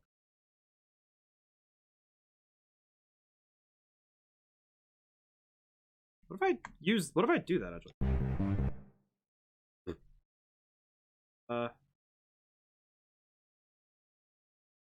I probably should have got it. I'll just give it.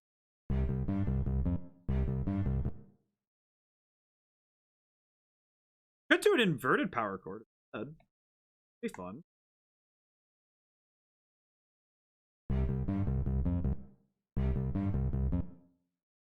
Actually, I just realized it's the same trick I used earlier.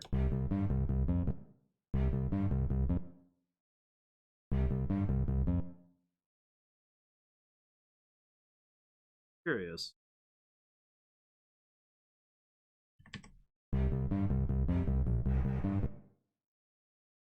Used to be in a Chinese orchestra when I was in school. That's fascinating. Well, I know that a Chinese orchestra is different than just like when I think orchestra, I think of they had an instrument called an erhu. A erhu. I think I know how to pronounce that. My brain will work.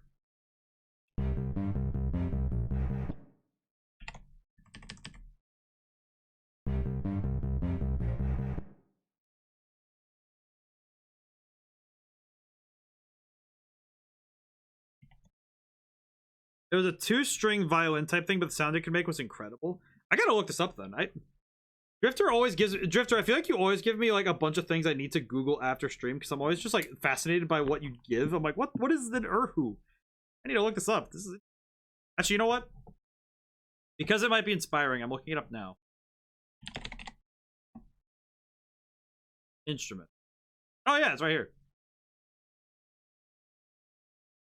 What this? I don't want to listen to an ad. I wish to inspectigate.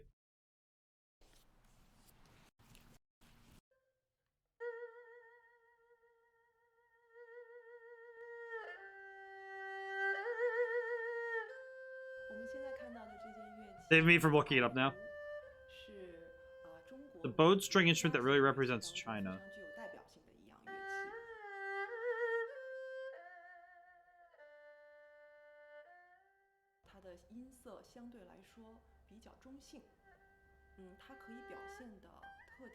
Okay, let me actually bring up the video in stream really quick because this is actually really fascinating.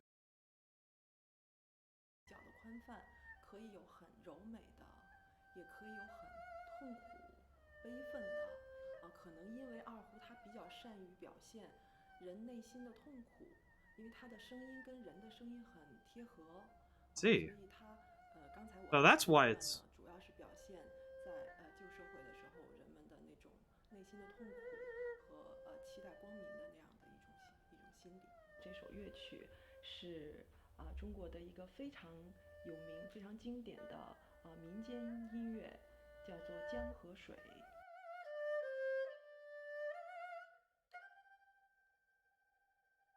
Oh, the hand control is so.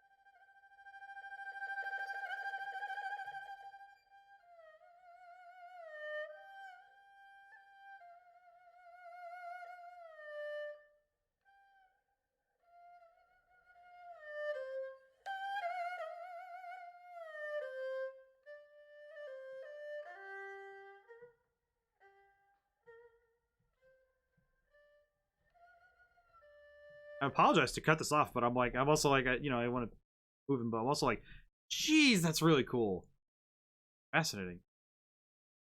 Let me see if I can bring up the video that Drifter just makes. Now I'm curious. Now I'm more curious. I want to inspect this as well, because I'm like, oh, I want to see what this. And get up here. Here.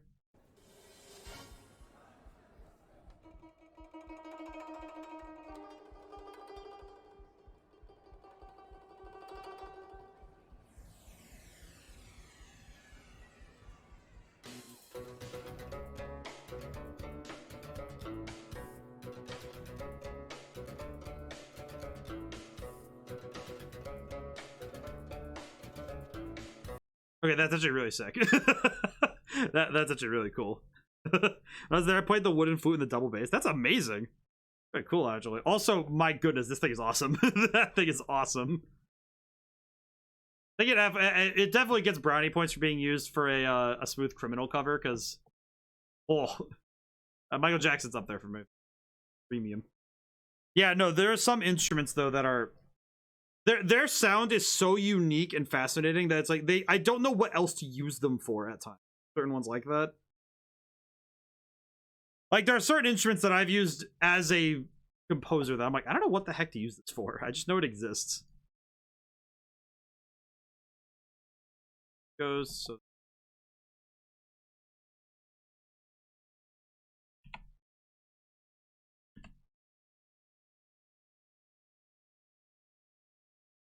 I just realized, let me grab that.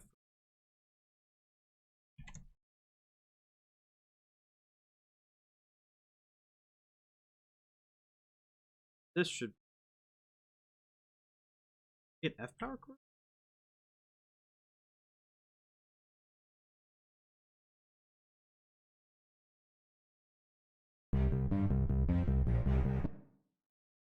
Or something like that. Then it's really fascinating though when you listen to the, like, because when you're composing for a game, instrumentation is one of the like is a choice that's really vital to the tone of your game. Part of the reason why I've forced myself to use orchestra is because high fantasy, and by extension a lot of fantasy as a genre, is built into orchestra, like the Western European idea of an orchestra of strings. And there is a song I do plan on using brass, but I also am using some of my own modern ideas, like the Demon Spider uses a lot of that song. Actually bring that up really quick. That one in specific is using a lot of my ideas of specifically metal, because to me it's like, okay, if you're in a high fantasy setting, if you run into an enemy that's supposed to be alien and outside of the world, to me that should be represented by metal music, and specifically through the conventions of music that are outside of the norm of the soundtrack. Because if you listen to all the other music in the beginning of the game, there's only one that has like clearly outside of the game kind of music, and that's like specifically this Demon Spider, because demons in the game are meant to be more alien, like esoteric like entities. They're not supposed to be part of the world that they're even existing in. Like devils at least are still part of the world, and that's why their soundtrack only like, and also in that same line, that's why like very evil enemies get a slight synth touch in their music. Looking into these two arrangements, like the Urhu and the Shamisen, see how limited range of notes can be used to make music, as if each string is an audio channel and a DAW. Use that as inspiration for music I want to learn. That's actually a fascinating way to approach writing a song too, because if you take any stringed instrument and you take away the notion of using all of the strings at the same time, and you turn it into each string is its own instrument, you suddenly have a very different piece. And there are some people who have written things like that, but it's very fascinating to listen to. I actually think it's a very cool way to try and jump into it. Because old school music, especially NES, the NES and the Super Famicom, that they're the same thing. They used 4 different audio channels for the entire system. And strategically thinking about how those work in harmony is how you get to better music and better sound design in the NES. And that's why they had to write the soundtracks the way they did. They only had so many instruments together, and they also had to compete with the sound effects of your video games. They had to think about how those things would interact with each other. But to give you like a listen back to the Demon Spider, this is how different it is from the rest of the game.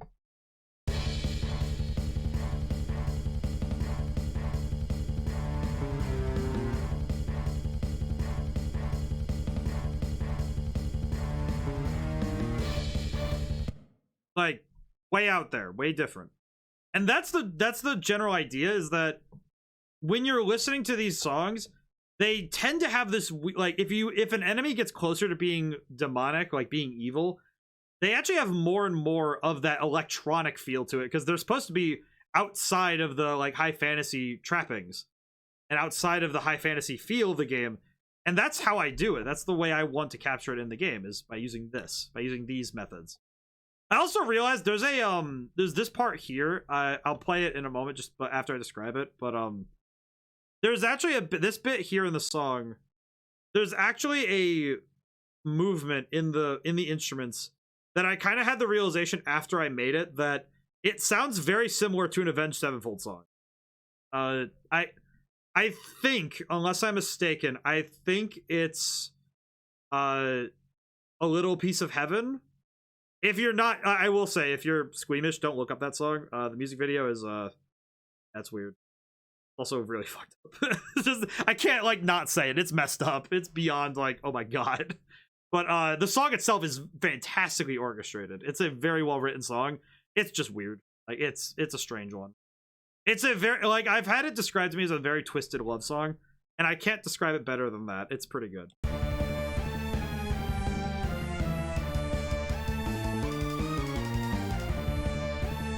It's that part right there. It's this chromatic movement.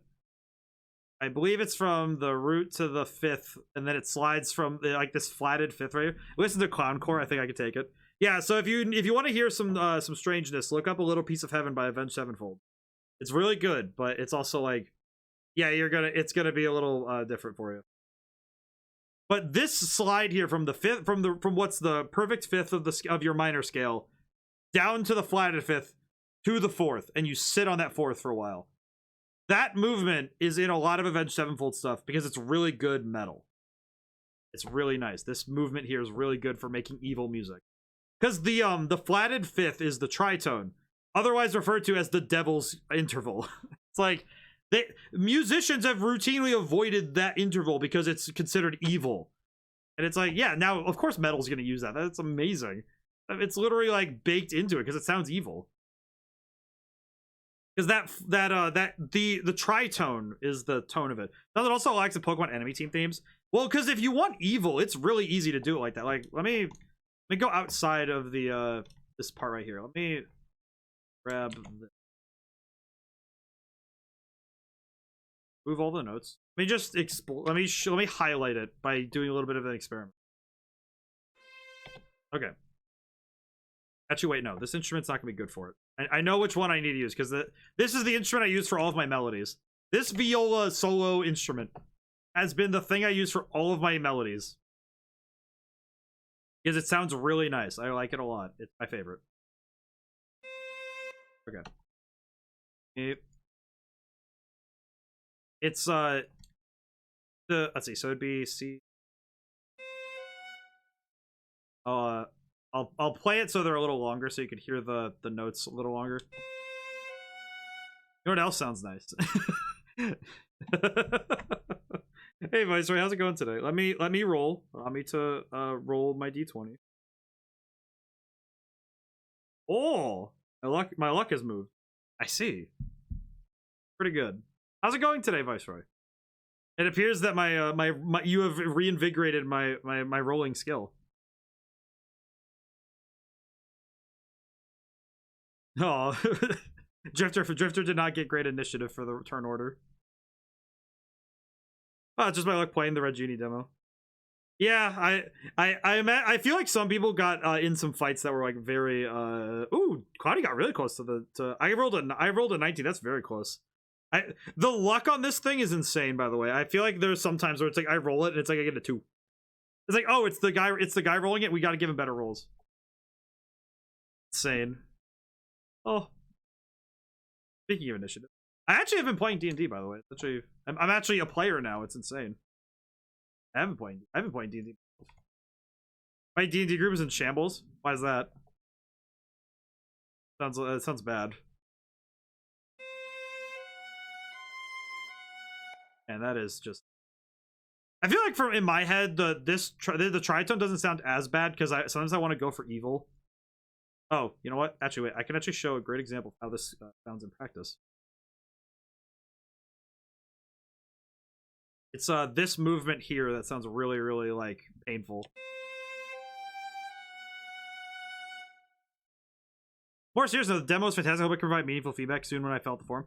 Well, thanks, Viceroy. I'm grateful that you are. I'm also grateful for the feedback, but also, yeah, I'm happy that it was good.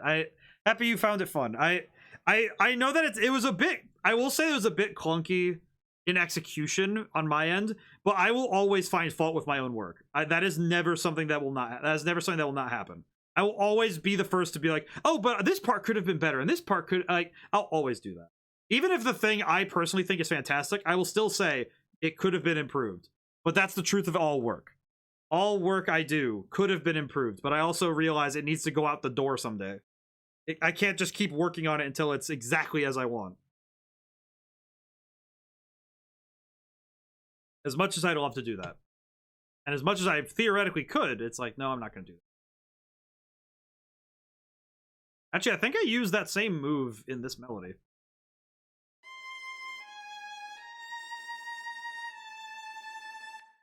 I love chromatic slide. Oh, what's up? 2 of the players were married but are now getting divorced, so the ex-husband's artificer isn't around anymore. In the last game, a Banshee wailed and it dropped a Ranger to 0 HP after a failed Wisdom save, and then she got hit and rolled a 1 on the death save, so now we're down to 3 remaining members. Oh, so the Ranger's not even going to be rolling the Ranger's not rolling a new character up either, so that's like, oh man, that sucks. That's pain too, because it's like, that's kind of one of those things that can be pain when you're playing a game like that, where the friend group dynamic also affects how the game is played. And that can be very detrimental to having the game continue. Is not good. That's no bueno. We are trying to save the Ranger. That's good at least. No, that's agony. I like that. I like that. It sucks though. That is a pain though. It isn't. That group would definitely be in shambles for sure. We don't have the diamonds or anyone to cast Revivify. Oh.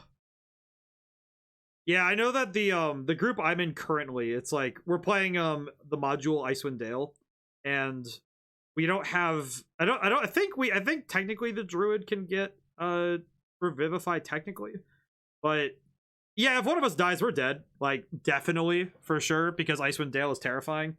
I almost died, but that said, I was the front line. I'm the front line, so me almost dying is fine. But we have 2 people who can we have actually 3 people who can heal. I just have second wind because I'm a fighter. Like the funniest thing for me is that I said before the fight, I was like, I have these hit points, I'm going to use all of them, and then I did. It was pretty good comedic timing. All right.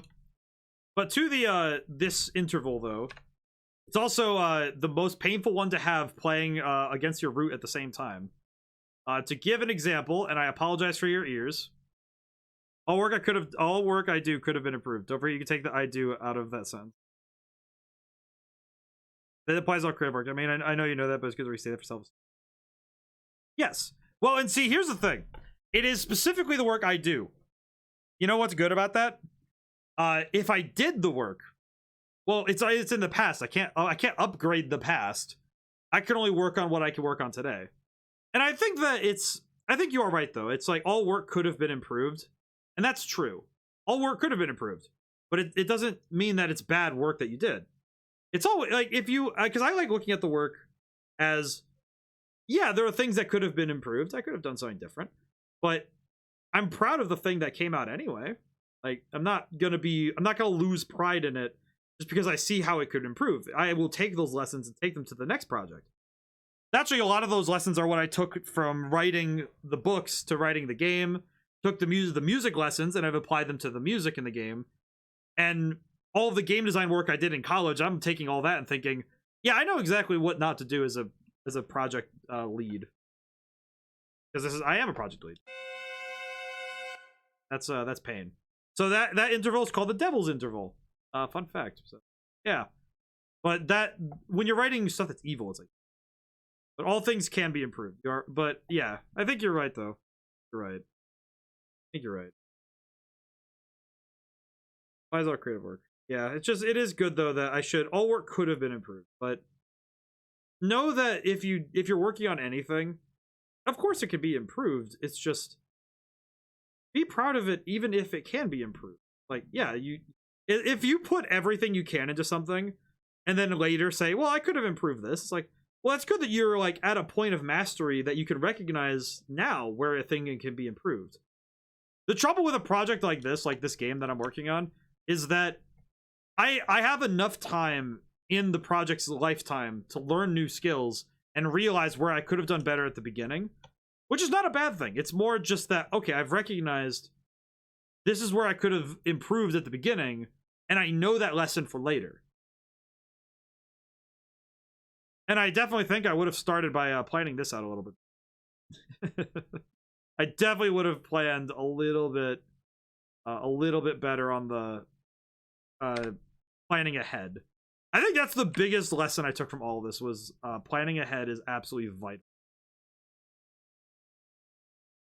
This is a beef.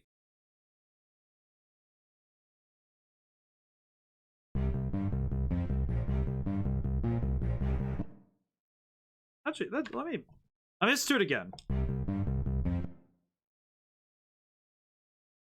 Let's do it, but also put these up too much.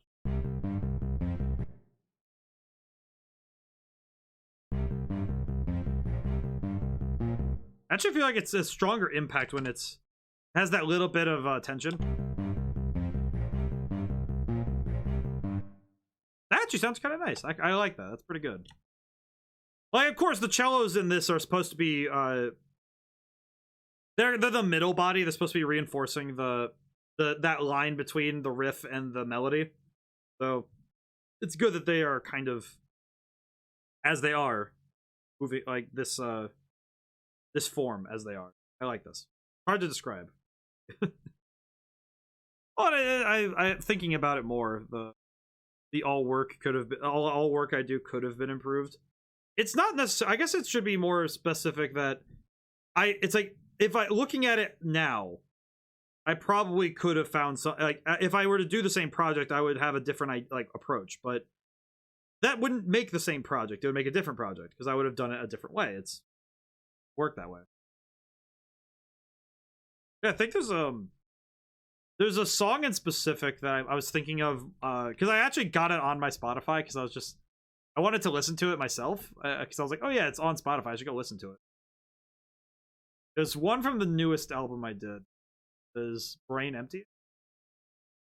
And it was there's one thing in it that like it's like I can listen. It's one of the few songs of mine besides Jade Observatory and like I think Maximum sort of where I can listen to my own music and I don't immediately revulse at it because my brain just goes, yeah, this sounds really good. I really am proud. Like this one doesn't make me go like it's like when I listen to my own music, usually it's a feeling of it's like hearing my own voice where it's like, oh God, I did that. And I'm like, but most of it's just because it sounds like me. It's very personal to me. With this song, I got over that because it feels like, and with a lot of the music in the game, I've gotten over that because it feels like, okay, I have reached this level of writing music that now I'm like, okay, it all feels right to me. And there's nothing, and when I go back to listen to it, I don't hear something that my brain says, well, you should have fixed that. It's like, it's not even a fixing it. It's just a subjective, like, oh, this doesn't feel as I would do it now, which is different. Like this intro, I think is like, it's excellent to me.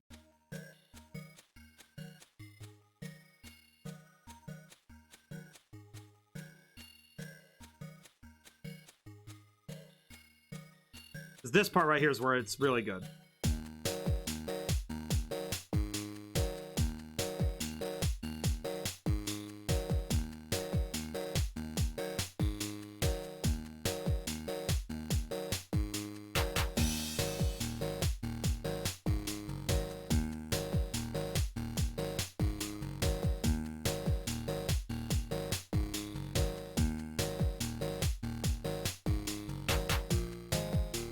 Yeah, it's like, see, that's like, this is one of those ones where I'm like, there's nothing, my brain doesn't do the whole, oh, you could improve this, you could prove that. It's like, no. This piece, if you changed anything about it, you would mess it up. It would be wrong if you changed any piece of this. And with some and with more, the better I got at my craft, that's how I started viewing it. Was instead of thinking, oh, I could have improved this. What it is now is after the whole project is done, I say, what did I learn from this? And what can I take into the next thing? And I stopped thinking, oh, you could improve this, you can improve that. Because that doesn't help a ton. It's what did you learn and what can you use next time? The project is done. The thing has been made. To give another example, just like, because it's in my head. There's an example of a song from, what the heck, what is it? Oh, that's right, this one had code names. The names are different in the file names are the actual album. But when I go back and listen to stuff, I look at it now and I think, this is what I learned from this album, and this is what I learned from this particular thing. And I don't find that I'm as adamant about thinking I need to improve things. Sometimes I do fall back on it, but I almost feel like that happens more often when I'm in a mood. You know, it's like if I'm feeling like, oh, I need to think about what I need to improve upon. And so usually it's when I'm like, you know, I'm not like, I'm in a place of doubt, but at my best, it's like, yeah, I'll look at my own work and think, yeah, this is pretty good. Like this one, I think if I change anything about the chord progression in this particular song, it's one of the first songs I wrote in general. It was Dreams of a Different World. It was the title track of the first album I ever did. And this one in specific, if I change anything about it, it would break, it would fall apart. And I think it's a similar case of this song is good enough where my brain says, no, you learned from this one and you did some really cool stuff with this. Know better how to utilize what you learned from it.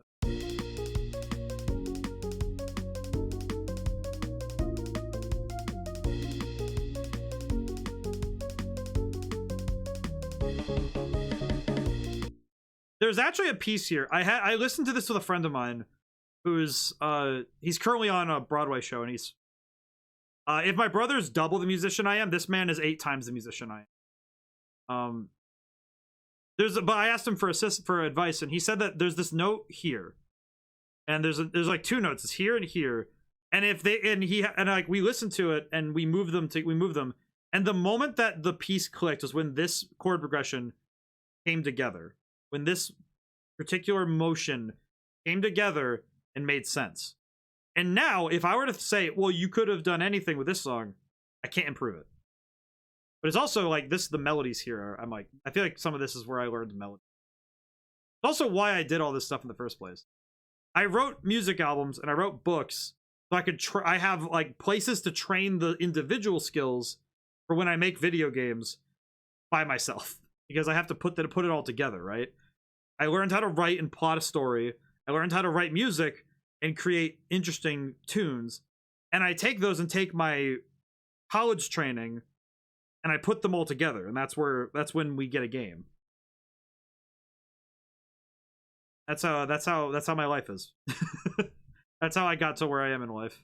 I don't know. It's every now and then I look at my life and I think about how strange it is. I don't know. It's fun though. Fun to think about that kind of thing. Like, it sounds weird to say like that it's like, oh yeah, it's like my life is weird, but I don't really know how better to describe it.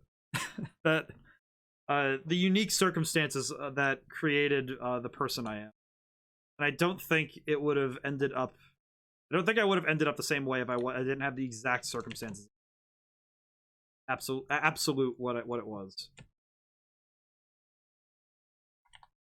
Oh, I'm gonna move these up. Yeah, that sounds. Because I'm curious. At this point, it's more out of curiosity than thinking it'll be.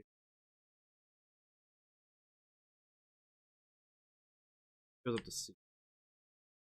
Let's just do it like that.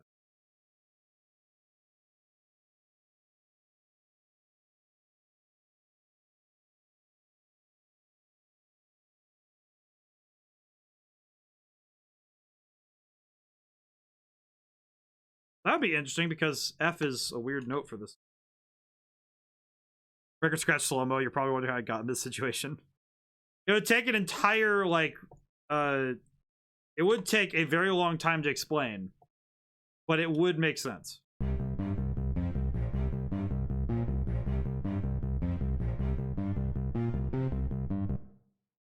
Now, let me see here let me hear this.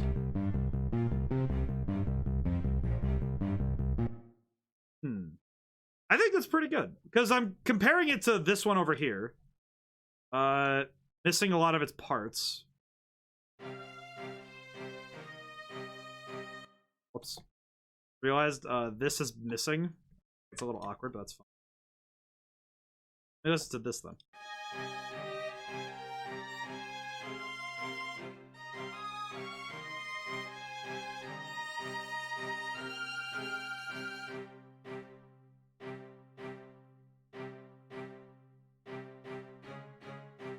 So yeah, that's about where what I expect from this. I think it's pretty good. It's actually quite excellent. I think that's going in a good direction. Body, brain, work with me here. I definitely need to drink some water. Hang on a moment.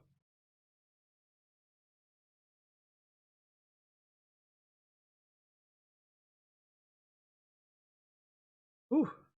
But yeah, I feel like this stream is getting me talking a lot just because it's by the virtue of the fact that I don't often talk while I'm working. This is a very unique circumstance for me because I don't often ever actually have anything more than my brain working when I'm doing this stuff. So I wonder also if that's why I'm unconsciously getting things done, because I'm talking through the like my train of thought rather than allowing anything to slow me down. Rather than like, oh yeah, I'm gonna, you know, sit for 5 minutes. Like, this is weirdly keeping me far more on track than anything, because it's making it so I can't slow down. We're gonna keep this. I'm gonna keep this part and see how it feels. I think maybe I might want to add second snake.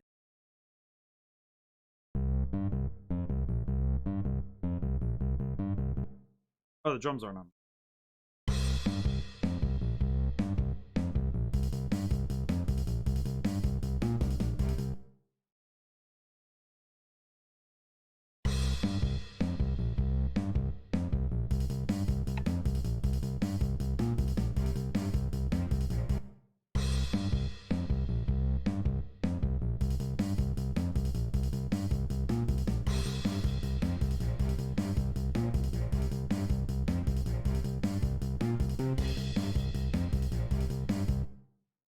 I think it's almost too busy with that 7th.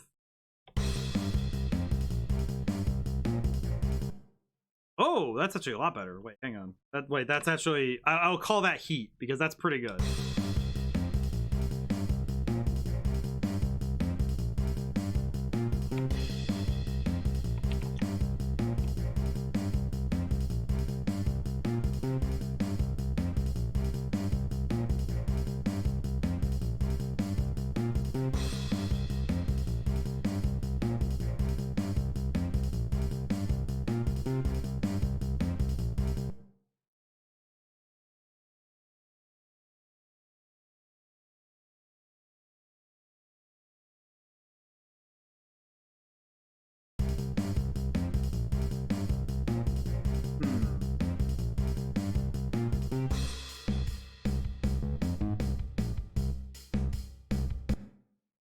Any experience with the game Octopath Traveler and Live Alive? I just saw both those games in a secondhand store in Japan. I was tempted to get them, but I passed on them because I know my ADHD has too well, and I never finished it. Both of those games, I know Octopath Traveler extremely well because it's the same. It's the same company that did Triangle Strategy, and I have told myself consistently to go play Octopath Traveler, but I want to stream it because I want to talk about it. But I also know that and Live Alive would take me so long. But I also, at this point, I'm like, well, I probably should, because, you know, at this point, I probably should, because by the time Persona 5 finishes, I will have finished multiple Atlas games. I should just do that. I should just go play that. They're both fantastic, though. I want to go get those. I want to play them myself. But this is sounding really spicy right now, I will say. I also just had the idea to, this riff should be...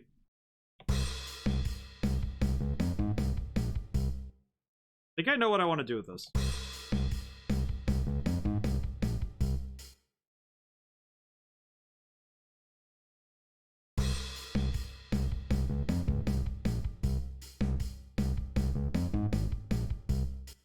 Oh, that's way better. No, hang on. We gotta keep that. That's way better.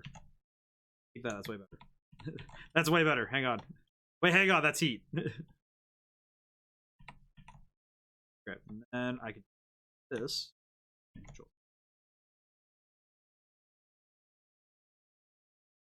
That's that. I had the thought. I'm like, wait a minute. This seems to be like a little too like repetitive. So I was like, wait a minute.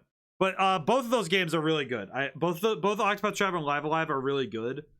I actually watched a little bit of another streamer friend, Quality Individual, Alex. She goes by Alex too. But she played it and it looked fantastic. I really wanted to check. I did not have the time, sadly. Persona 5 Royal is absolutely taking up most of the time. That and Stellar Glow, I feel like are going to take us into April combined. And if Stellar Glow, I'm pretty sure we're going to get to April with those, which will be fun. I'll have to figure something out for the series. I do like Stellar Glow a lot, though. It's been a lot of fun. Stellar Glow is the one that I keep thinking about because it's really fun. It's also kind of funny because it's just every time we play it, there is always something where someone's like, "Oh, that's just that's kind of strange." I'm like, yep.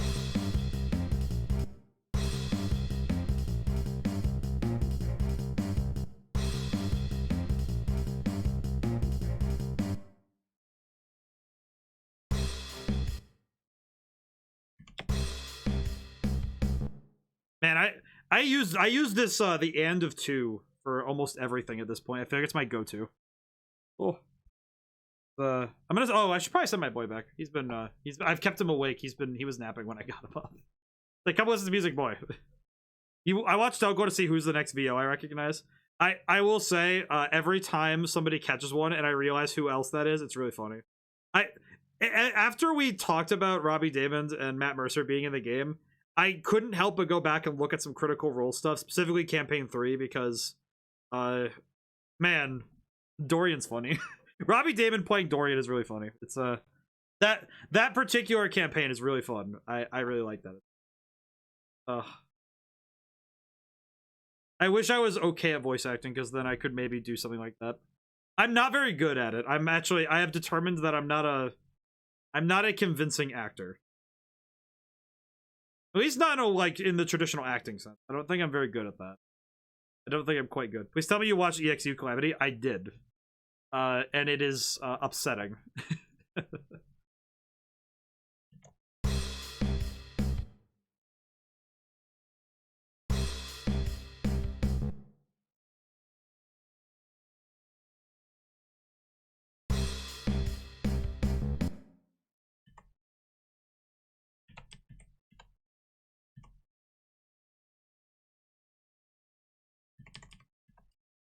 Try something like this, maybe.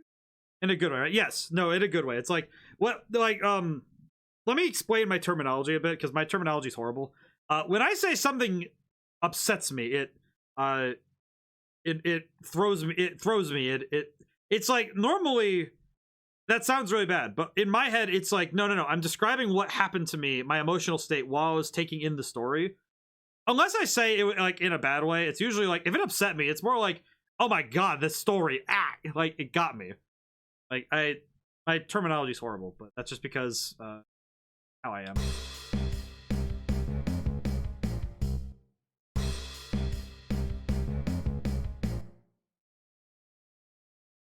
I almost feel like I need to get the movement of these notes. Use that for the basis of.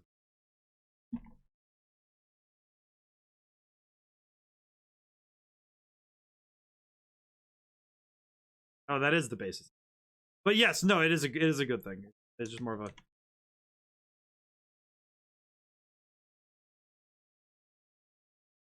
I know that movement.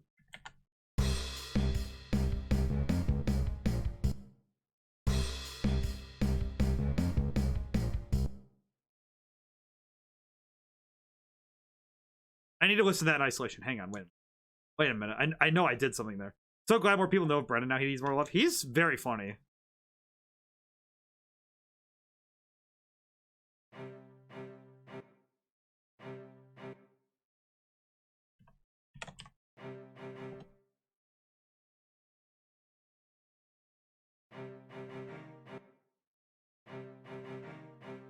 Oh, Pokemon? It's got a couple flavors of different things. It's got a couple of different things. I also had a thought. Wait a minute. Is this? I think I know what. Wait.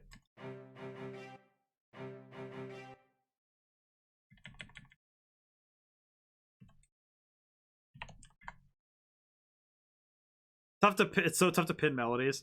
Well, and it's funny because it's like it's again the riff based mentality. Oh my! Wait a minute. Wait. Well, that's also just cool.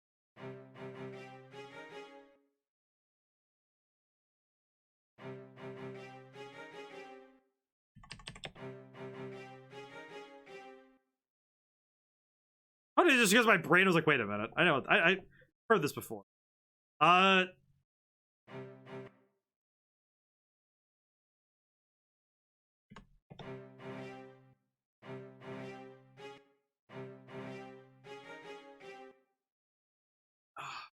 I know what I just did. I know exactly what I just did. I know what I did. Okay, I'm gonna get rid of that now. What I did. So my brain caught that because when I do pin down a set of notes that sound the same between two mediums, I feel like a genius. You know what's the thing that this is? I know exactly what this is. That's what really makes me upset. Not like upset in a bad way, just more like it's like it's grinding on my gears because now I'm like, oh god, I know what I just like it was like Da Vinci Code. Like I just figured it out.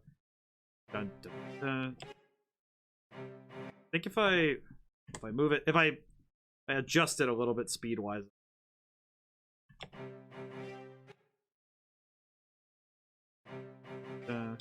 If it was fast, if this was a little bit slower, I would be.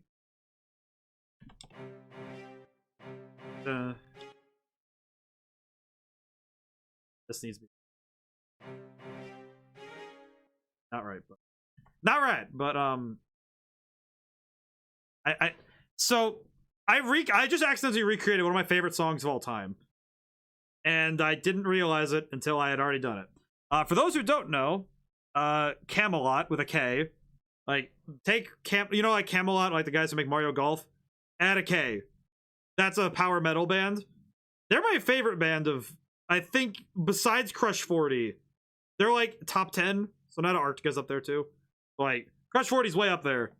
But Camelot, they wrote a song called March of Mephisto. If you listen to it, you might actually hear what you might hear this though. You might hear this, you might hear that. And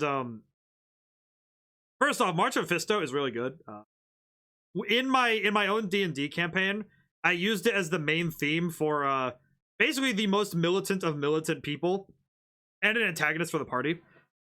Because it so accurately captured the image in my head of this guy being like the closest thing to the devil that they can run into. And also, he was introduced with probably the most intense scene possible, because he had that particular character, the Inquisitor.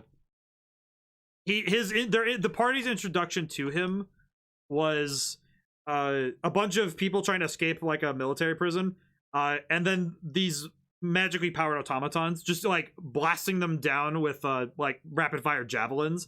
And him just coming out of like a squad of like 30 robot dudes, just like they just open up for him, and he's like, "All right, hello, who wants tea?"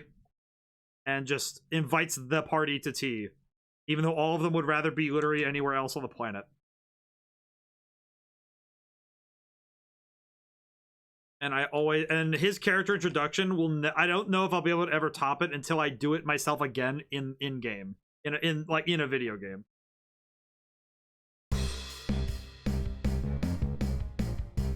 I just realized, did I? No, okay, no.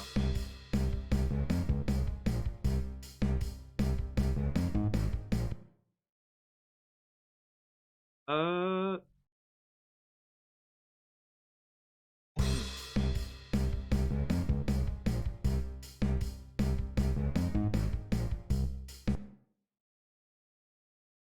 kind of wonder if it would be better if it was lower, but let's see.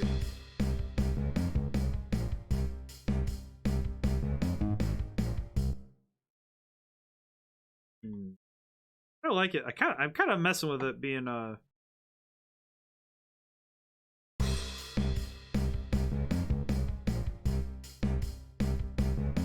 no, it'd be F sharp.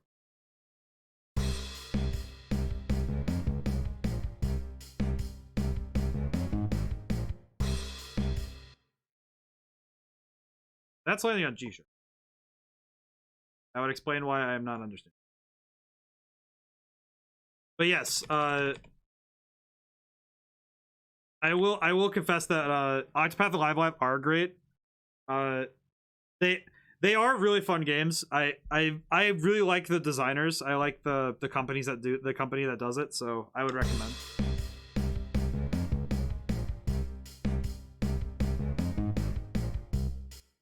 Oh yeah, that's what I've been looking for.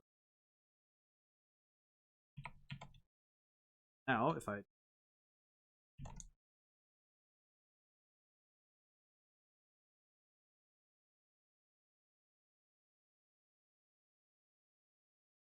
oh, let's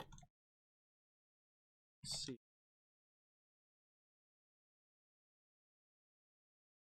Second time around, we'll have the inclusion though.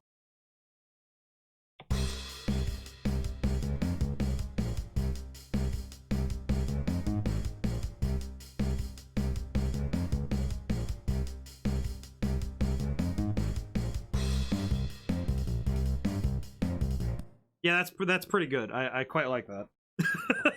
I'm just sitting here like vibing in my chair, just going.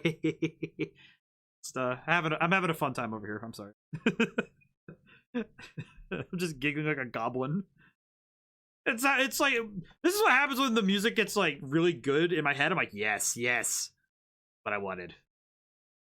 And all right, so this viola section doubles this, but an octave up, I believe. F3.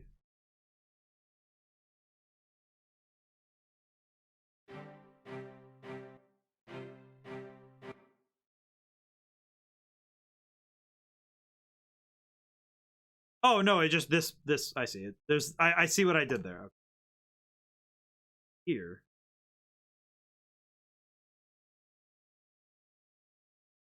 Okay. That's the feeling of accomplished art, goblin mode. Yeah, goblin mode is probably the closest thing to like you know the art is, you know, you're getting there. That's how this is exactly, by the way, this is the exact process that happens. When I was writing the first battle theme, I had the thought of, oh my god, I want the players to be busting the enemies down, not busting a move. But then I was sitting there listening to it, and I'm like, no, yeah. Also, I just realized that at one point, if I don't do it, I need someone to help me do it. I want to make a version of that meme. You know that guy when he's like doing the dancing? Oh, what the heck was it? It's the one dude. It's like he looks so out of place. He's dancing to the music. I need to do that for the B section of the first battle theme, just because it's so funny. That dance is so weird. Can't even like it's so unnerving because it never looks in place. It always looks like it's like edited in.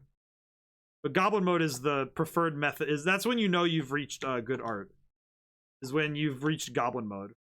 Okay, so if I take this and I move it up an octave, should be okay.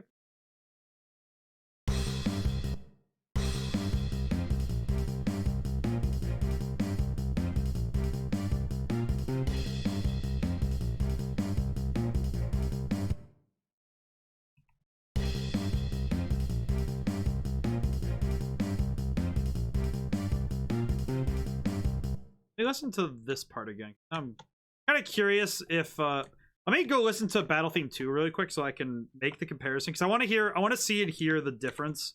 Like what is this supposed to be doing if not just this an octave up? I want to make sure I understand. I want to understand what I did. Battle Theme 2. I guess this is also a little sneak peek into Battle Theme 2, because this was not in the demo. This song was not in the demo. This one.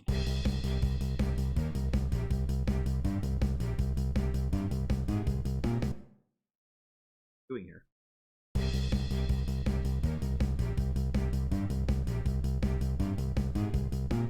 Oh, I see, because it's differing between the for that 10.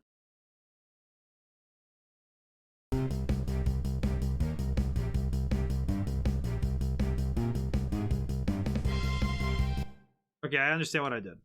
I understand. I think I got what I got. I think I understand. Just to make sure my brain understands what I've done, I should probably go also listen to the theme from... I have already done a lot of music. I have done so much already. The goblin has acquired. I feel like foxes go into goblin mode a lot. I've watched some videos lately about foxes, and sometimes they just start becoming little gremlins. It's really fun. All right. So this is from the area referred to as Enon, which is the second major town of the... This is like the city battle theme. It's also the believe that it's the battle theme that's in the demo.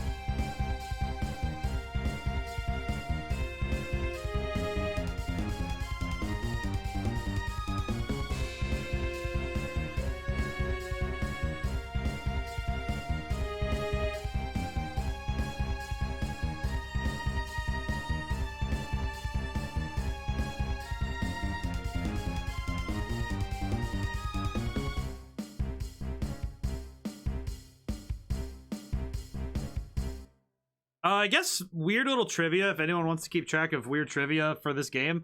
The premise of the battle theme for this, and this is the battle theme for the whole area, this outside of the boss theme of this area, this theme is actually loosely the music theory was based on the basic chord structure of the song that the boss is named after, because the name is just awesome for a villain, or like just a horrible human being.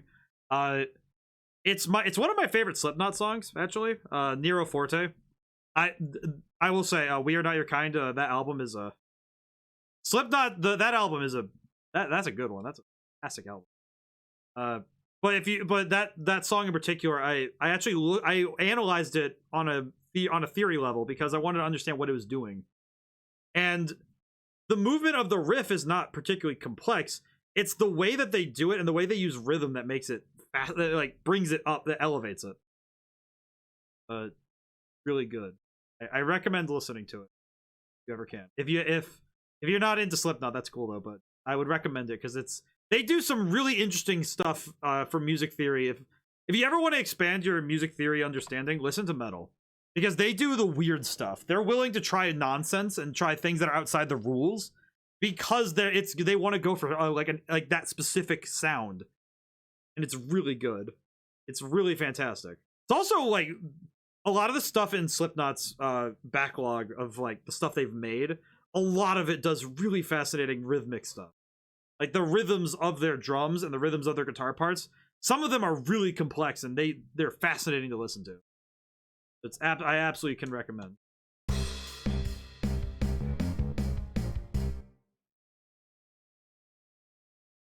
I also that's me coming as a guitarist mode, like, oh yeah, this is like, as a guitarist my brain just like clicks on when I hear stuff. You hear a specific motion or you hear certain things and you just go, that's really cool. On a lighter musical note, other things I looked at for this was, it's also funny because listening to classical music, by contrast, a lot of classical music is based in these very grand motions. That's why the 5/1 cadence is really, really good, because classical music explored what that can do. And when you see it, it's like, oh yeah, these motions of music, the ebb and flow is really strong in classical. So if you understand that and you understand the rhythmic intrigue of rock music, you could put the two together and do some really cool stuff with it, even if it's heretical in some standards. But I've also kind of built my entire career out of being kind of a little heretic. Kind of my deal. I used to. I think it was mostly just because I wanted to feel a little good about not being part of the group at college, but I used to call myself the heretic of the game design major, just because I was very much not like other people. Wait, that's something. I copy.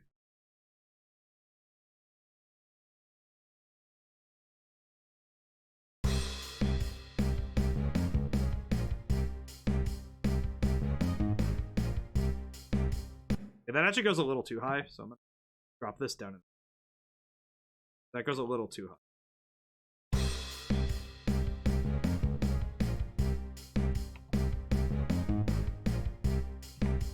Pretty good. That's still pretty good.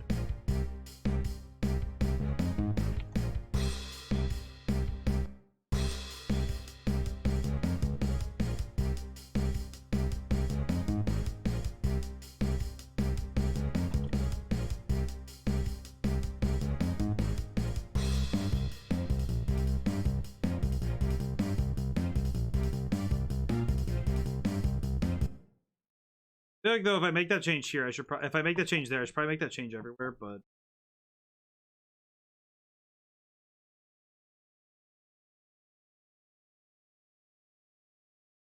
maybe I'll try it here and I'll take a listen to it.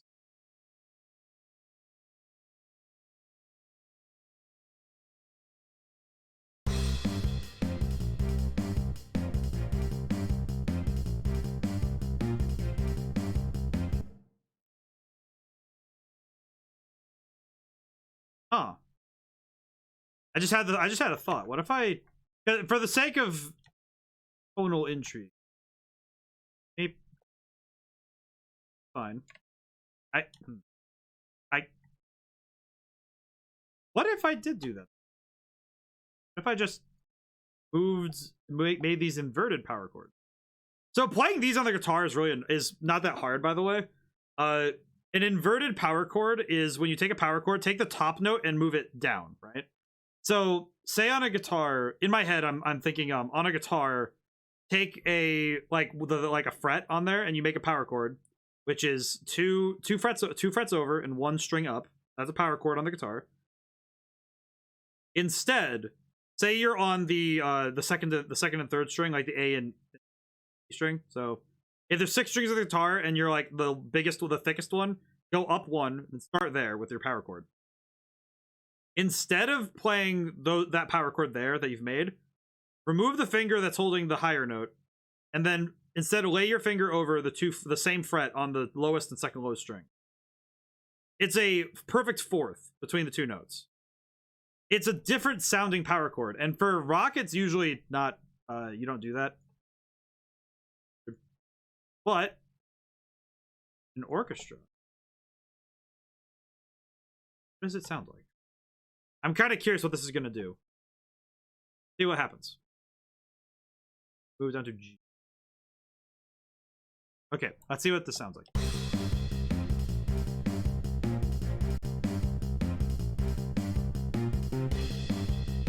And we can listen to let's listen to it. I'm going to listen to it first this way, then pause it, listen to the other version, see which one I like.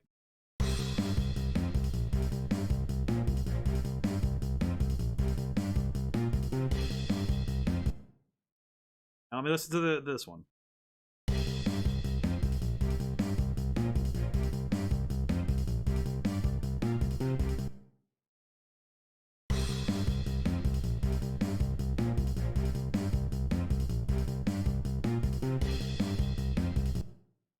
See, I like how this sounds because I like how that high note sounds, but I also really like how this contextualizes the piece. Because I like the texture of it, because I like that perfect fourth somewhere in there, because it sounds cool. So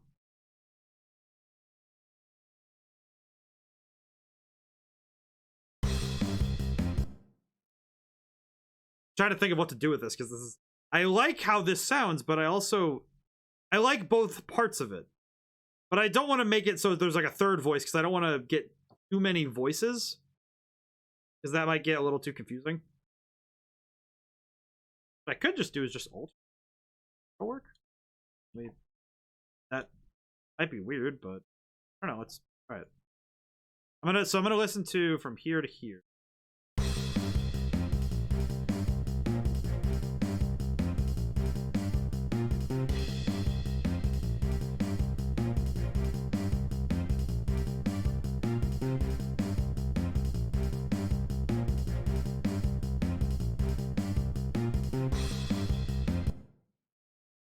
Nah, that's not working for me. I think I like the first version a little better, but I like the second version a lot. I'm trying to think of how to utilize it. I like what it's doing. I just don't quite, not quite into it.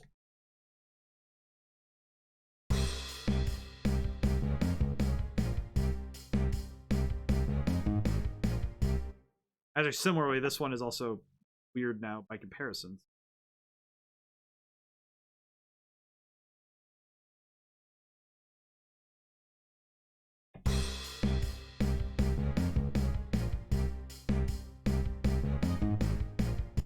Also, just because it jumps that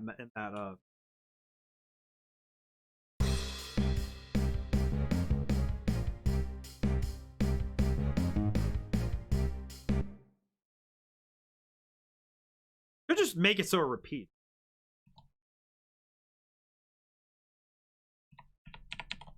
Try that. Oops.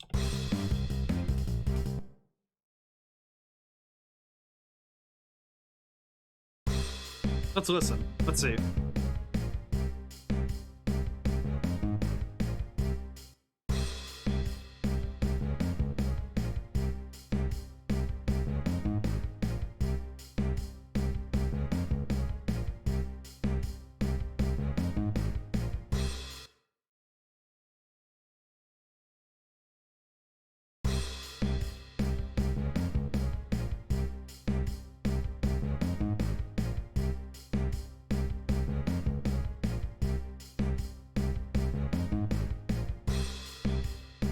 I think that's pretty good.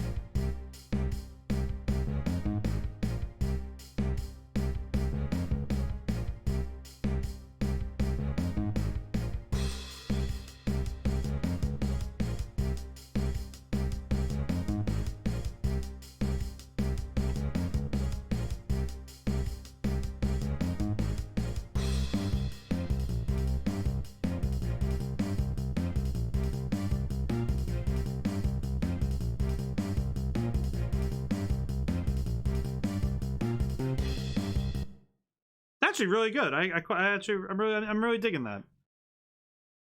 I feel like this battle theme is going to be one of those ones where the melody really is what sets it up. Like I feel like the melody is going, when I get to it, it's going to be that's the bit. That's going to be the thing that's like, yes, this is the crowning jewel of the crown I have created for it.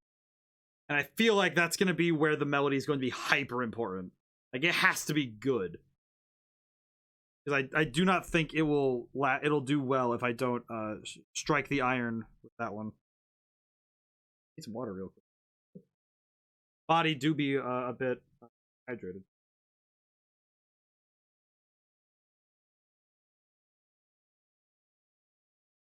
Yeah, there we go. Excellent. How's everyone doing though? Everyone doing okay? Everyone feeling good? Fully getting there. Brain is like, yeah, trying to keep up a little bit because I'm in my brain's in work mode, right? Where it's like, okay, I can get up, I can go do things. I'm like, oh wait, no, I'm streaming. Yeah, you have to stay streaming. You have to stay and do things.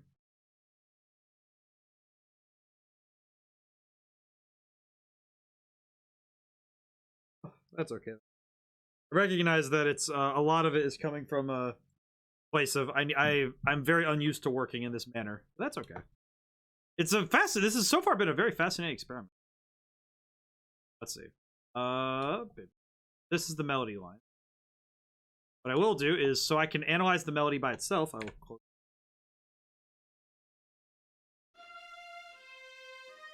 But you know, let's take this bite. Actually, wait, I should probably grab the melody itself from the one. So you have to go to the bathroom. All right, one moment. Let me throw up the screen blocker because I need to go for like a moment. I will be right back. Barely a minute. Nary a minute. A moment. Yeah.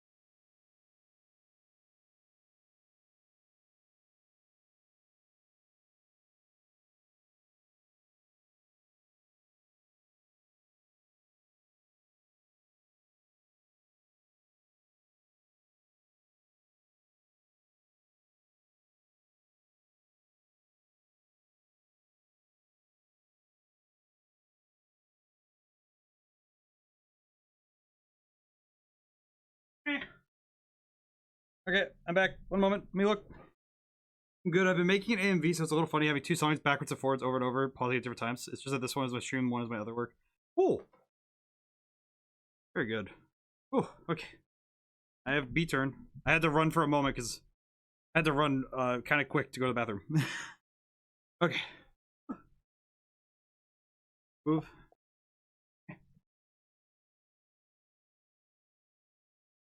It is funny though when you have to listen to something like that, when you're like listening backwards and backwards over and over. Because when you're listening to something like this, you end up listening to it a lot. You do end up hearing your pieces a lot like this.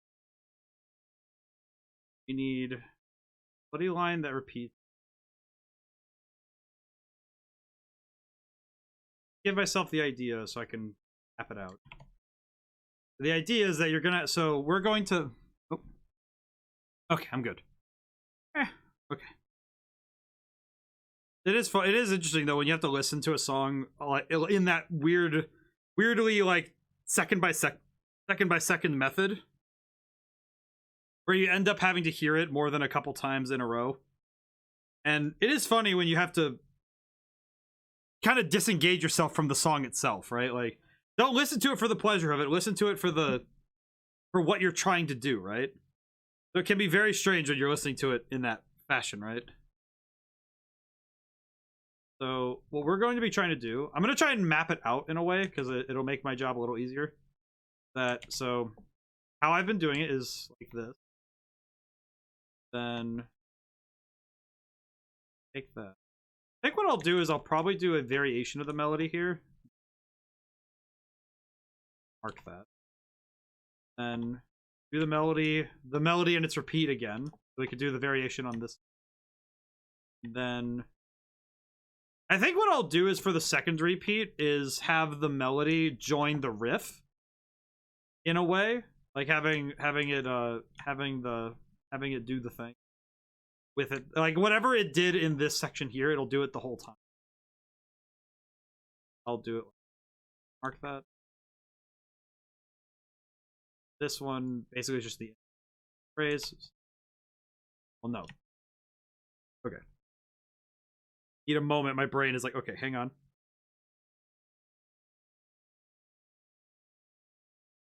Whew. Okay. Longer at the in rush mode because I had to. It's like because the bathroom, the one that's right because from where I stream, I can go right up the stairs and there's a bathroom right there, like at the top of the stairs. That one was occupied, so I could not. I had to like run across the house. Basically. Is a very different thing when you're like, oh crap, I need to be back to stream as soon as possible. Like, please no.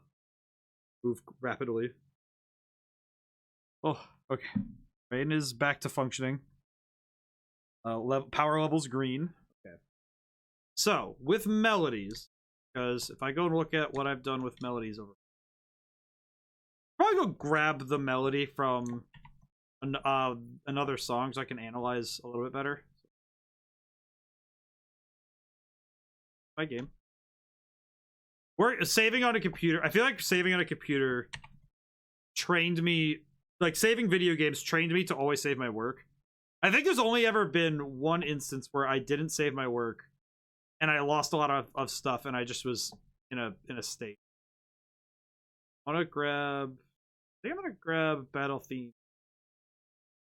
I think it'd be better if I made the movement from Battle Theme 2 to 3. Disrespect. Okay, there we go. Okay, so let me grab. This is the part I want. Thing I want to take. With me? Up. What? Okay.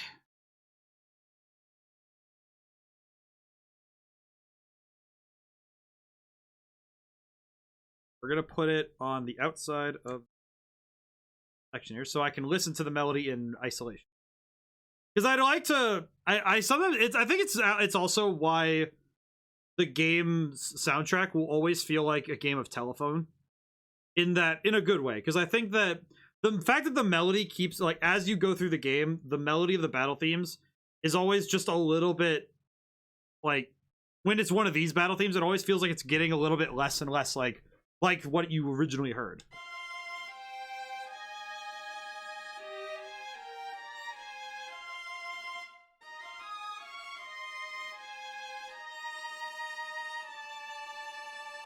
So, as I recall, the thing I did for these, for harmony, was, let's see, this is F4, and this second violin section, it always doubles the viola, this instrument up here, because the viola always is the melody. This instrument in particular always carries the melody of the piece, matter what in Red Genie, unless there's another instrument taking its place. This instrument is the one that carries the melody because it allows me to always have the melody carried in the same way. At least in terms of like the higher like registers of melody. The riffs are a melody. Riffs are weird because they're technically not a melody. In theory. Because a riff is technically just a chord progression turned into something that is like singable. Because a riff is it carries the core of the song. It always lands on the root, and it's built around the notes of the scale. You don't build a riff and just don't do anything with it. You know, it's not. You just throw some notes together in a line, and that's a riff. It's a riff is built on, you take a scale, and you take notes, and give rhythms, and you create something using a scale. That then gives a chord. Usually it's your root chord if you're just having a riff that repeats, like duh, best example is like if you listen to Enter Sandman, it always takes you back to the main chord of the song, if you would, is like this weird diminished like power chord nonsense looking. But it always sounds the same because it lands on like, banana. But it always lands on that spot because that's where it's supposed to be, and that's really good. It's great for the song for the riff to basically be almost its own way a harmonic center, and that's really good. So when I put melodies over a riff, it doesn't feel like the two are competing because the riff is holding down the song. It's keeping it anchored where it's supposed to be. So, and the way I do melodies is, I want to make sure I understand my own melodies. F4 and so that would be the difference between it would be between a fourth and then it goes down here, so it'd be a fifth. So it's basically if you're looking at music theory, it'd be a perfect fourth, but we invert it so it's a fifth. And I kind of like the sound of this. I've used it in a lot of the songs in the game because I think the one place I didn't is the boss themes, because I use a sixth. I'm gonna go check real quick. I want to make sure I understand well how I differentiate. Oh, apologies. Burping. All right. Allow me to inspect, because I believe this song is one that the Minotaur one is the one I reference the most because it's the basis of the game's sound. Believe it, and it also doubles. F. Yep, it's all right. So it is F2. It'd be F, which is third. Yep. So I remember learning once from a channel called 8-Bit Music Theory that all songs he proposed this idea of all songs are built on movements of seconds, thirds, or fourths, and intervals of seconds, thirds, and fourths. Because if you invert any of those, you get the other invert. You get the other intervals of a scale. So if you invert a second, you get the seventh. And if you invert basically seconds and sevenths kind of are in the same space, essentially. So, and I like this for bosses because the interval between D and F is very minor. It's very chilling. Very very grotesque. I will play it really quick so you guys can hear it.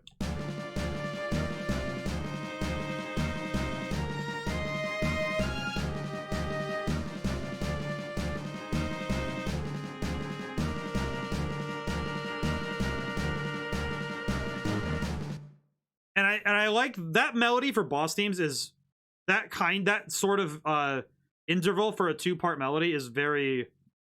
I like that. It's intimidating, and I think it immediately opens the player to, oh, this is not a fight that I should be I should trifle with. You know what I mean? And I think that the interval that's like that minor interval is very, very good for creating internal tension.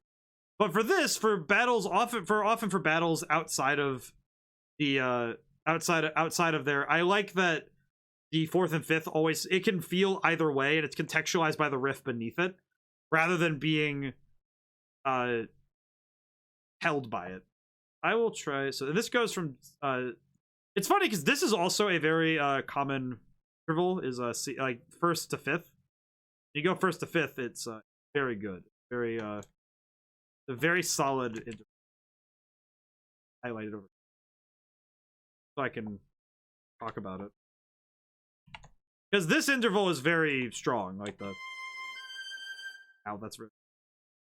Move it down. Just so I can show what I mean.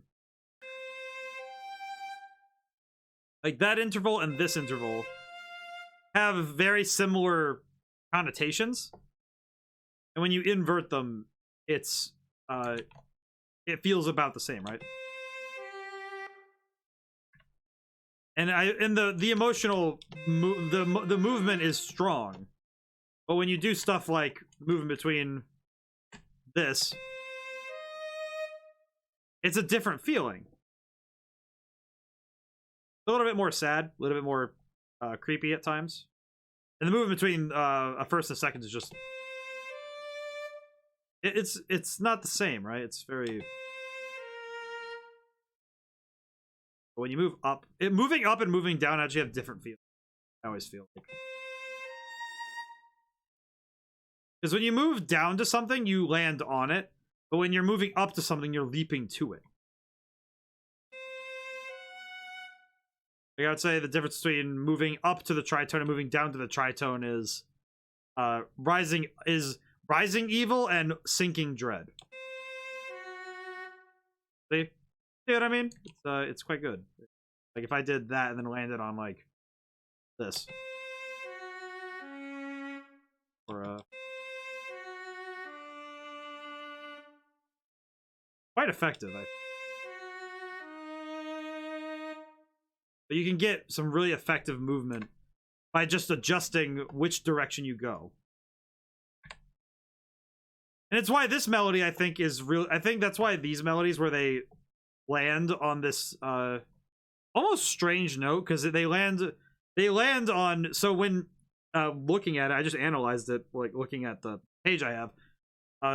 This lands on... These are two notes in what is the minor pentatonic scale, which is basically the melody writing machine, because the minor pentatonic in a minor scale is very easy to write a melody in, and then I immediately slide out of it by moving up to the A flat here. I play the thing. It's like...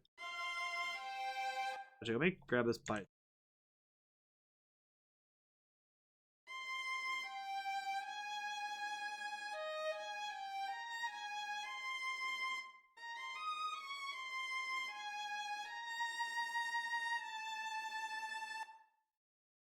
So along with having this motif here, the moving between this interval, I believe would be the 7th to the flatted to the sharp 6th. This interval is in a bunch of the game's songs, and I think it's just because it both embodies this weird like lurking evil, and also is really good at establishing, like, yeah, this fight is not quite as all seems. And I think that's a really cool feeling. But the feelings that this invokes are pretty effective, I think. And I think that they also are... They're more complex than just, oh, it's a fight for more than just, like, a battle of good and evil. It's a battle between two entities that are trying to, source each other out. They're trying to figure each other out. Also,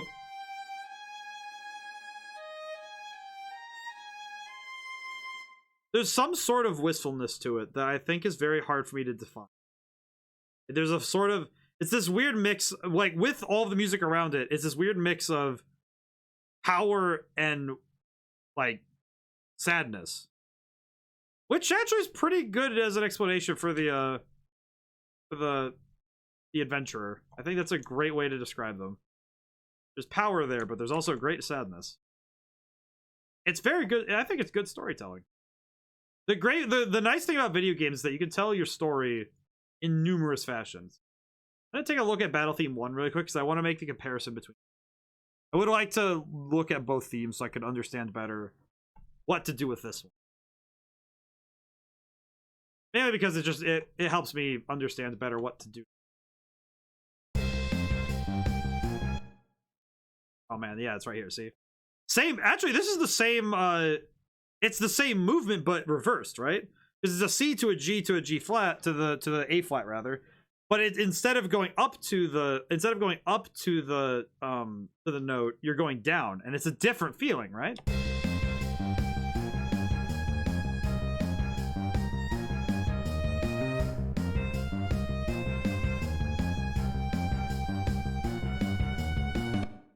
Yeah, see, that's a very different feeling than Battle Theme 2. But they both are unified in what they're trying to do. I think it's really neat. So I need to recapture that again, but in a different way this time. I need to think about how I'm going to do it in the context of the song I've written, though.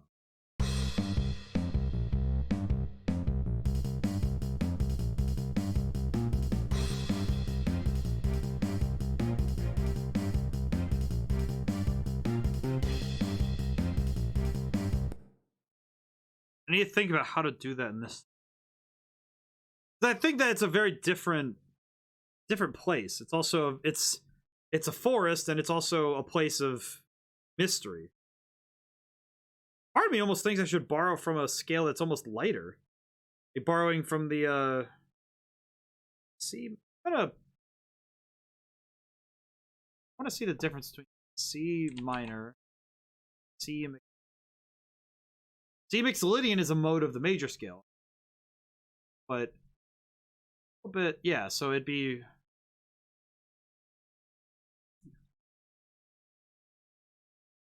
E. So if I wanted to use the mixolydian, I could use E, like a natural E. Of this is used. How much of this song is using? The only part of the song that would be used, I think it'd be only over here that's using it. So I could. Oh, that's interesting. So it would be it'd be a huge shift if I did that. What if I do that? Try that. I'm really curious now what will happen.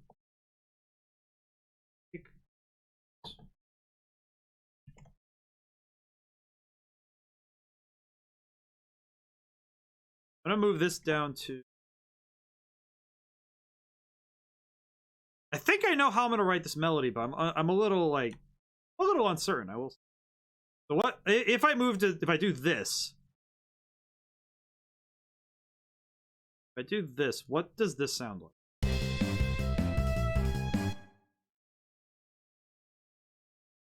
Kind of weird, actually. If I do it like.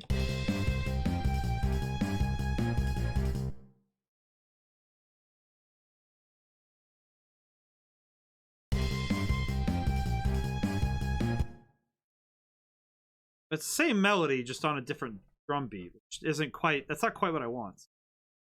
What if I approach the note from the 7th instead? That's all. That just sounds sad. If I do it from F. What if the melody doesn't start on C? I go C.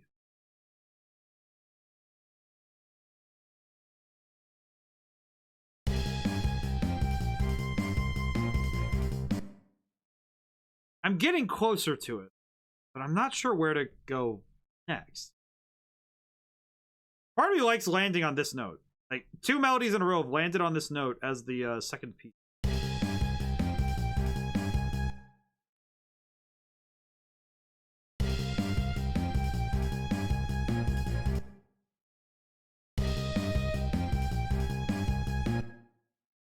Well, in this, E flat major is the. Oh, But I land on B flat.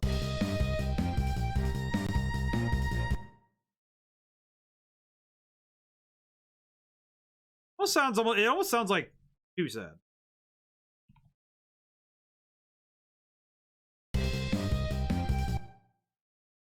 Maybe I should use 8th notes.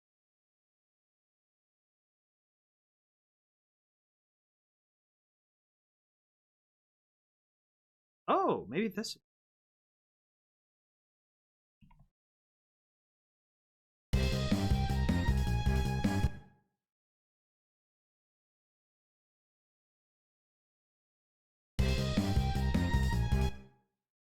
Not quite.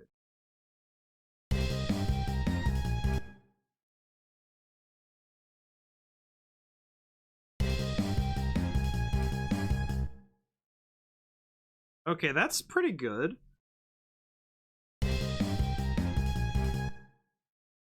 Instead of leaning into that, what if I use the fourth instead?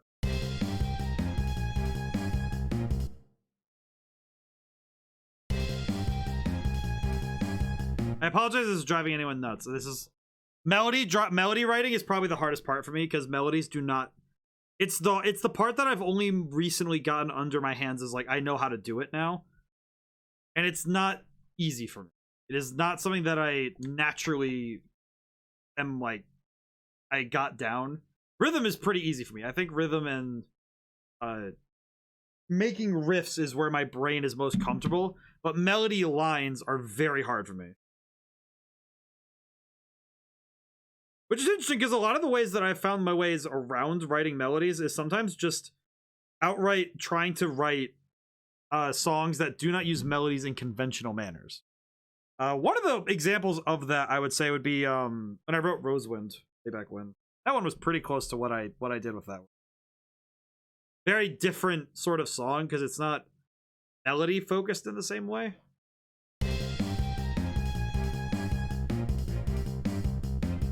What comes after this? Maybe I could use a similar motion like this.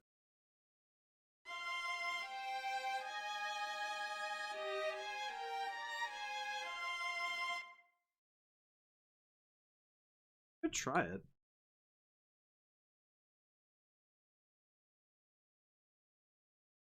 Similar motion like this.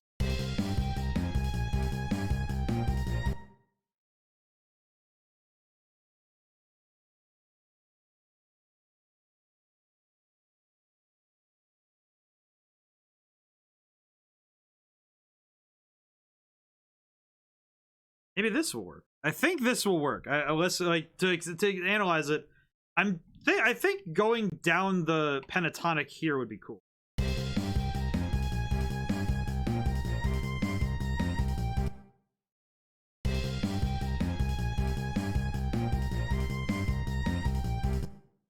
That's it. That's what I needed. The melody has rhythmic juxtaposition to the rest of the bleh. English. Apologies. I got excited, so my brain went faster than my mouth could keep up with.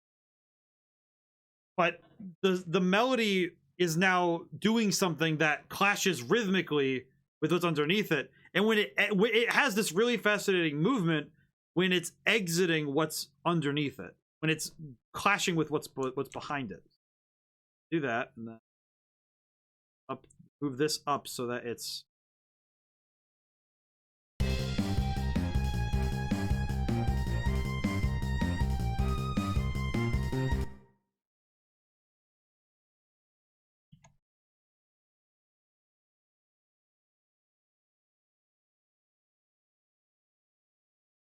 synced down.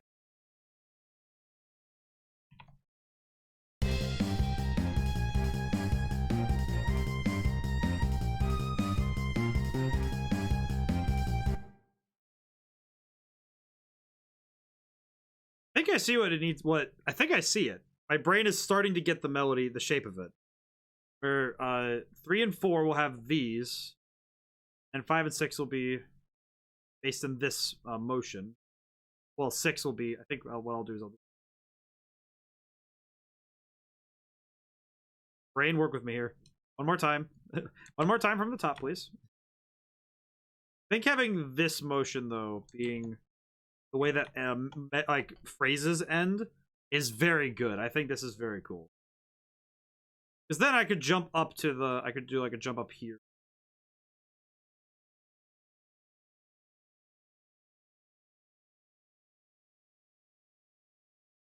Catapult from up.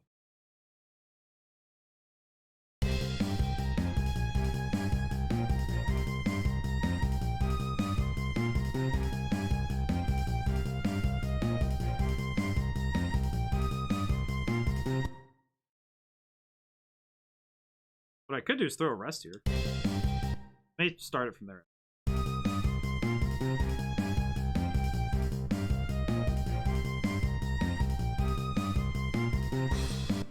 Then it does it again with the variation.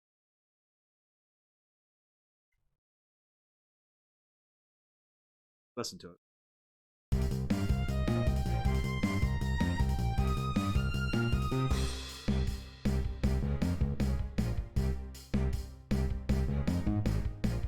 Oh, that motion is really strong. I like that a lot. That's actually really good. Oh, I like this. I like it. I like it a lot. Very good. It's a little shrill, but it is quite good. And this just doubles it, so I don't need to worry about it.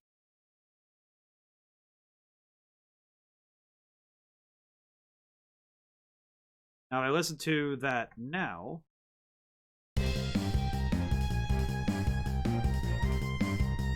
Actually, if I listen to just these two.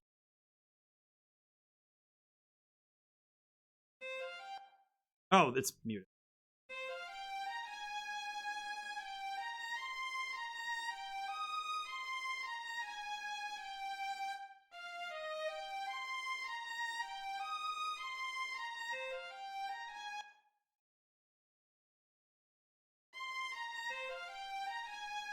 Out of curiosity, yes.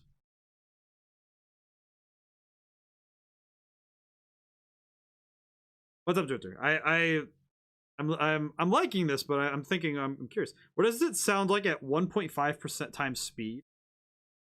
What? How did I?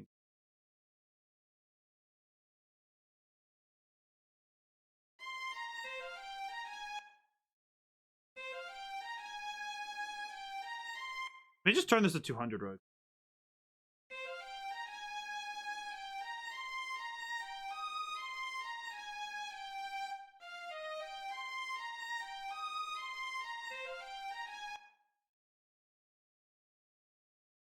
You know we have to do it. We have to try it once now that we're here.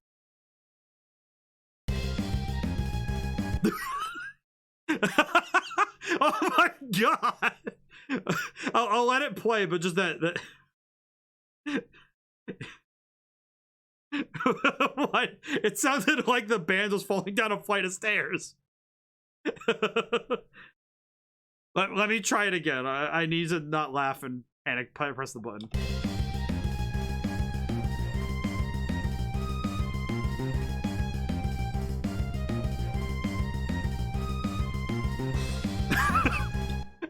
It sounds like sensory overload just before you black out.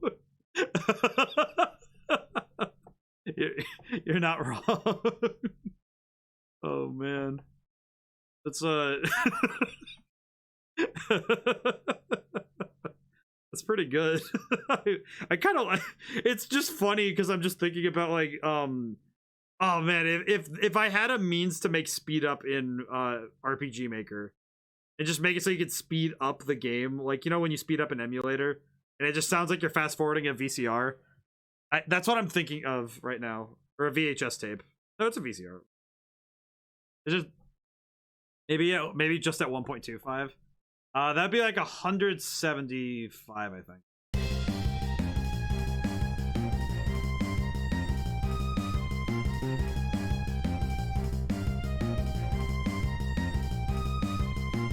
I will say that the speed I usually do songs as 162.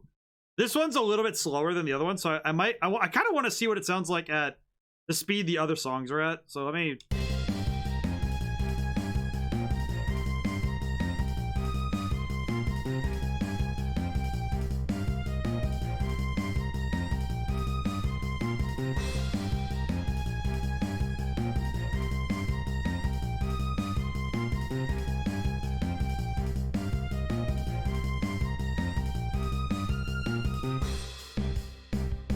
I've heard songs that change entirely change context based on speed. You listen to an 8-bit cover of YMCA at a fast speed, it sounds like its own boss theme. Have you ever heard YMCA in a minor key? Hey, actually, let me go grab that real quick. Really funny. I don't think I'll get flagged for this, but actually, wait, no, I will. I'll maybe not the first 10 seconds, maybe.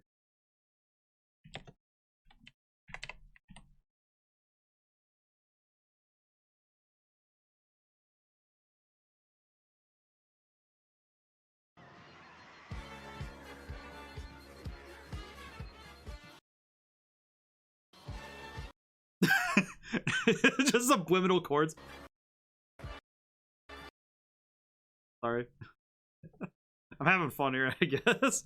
Watch that one over Seed of Dragon Ball. Yeah, that's the one. Yeah, that's exactly the one. It's but it's like if you take any song and speed it up. There's the other one that I can think of off the top of my head is if you speed up there's some songs I'm trying to think of exactly which one it was. It was like one of the Mario themes or something. It was just like you just speed it up and it just gets nuts. I know that if you speed up the Yoshi story theme from Smash Bros. Melee, it just sounds like a fever dream. Probably actually do that really. Probably find it.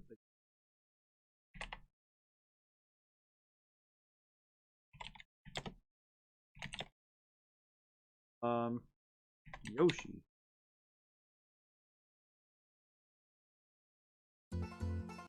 Yes, this one. I changed this playback speed.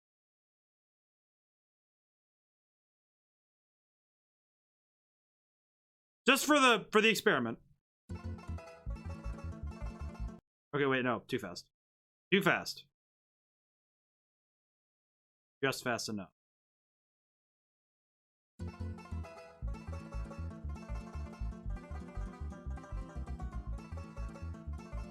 Kind of sounds like somebody who doesn't know how to play fingerstyle guitar.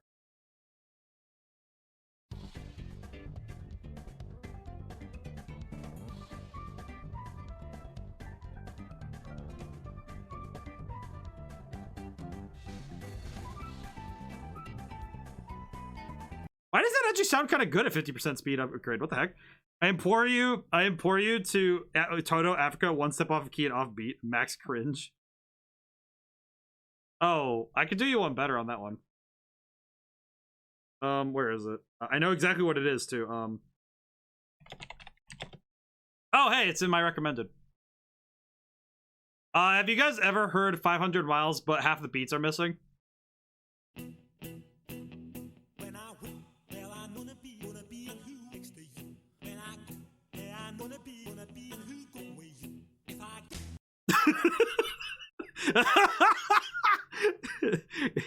It's so weird.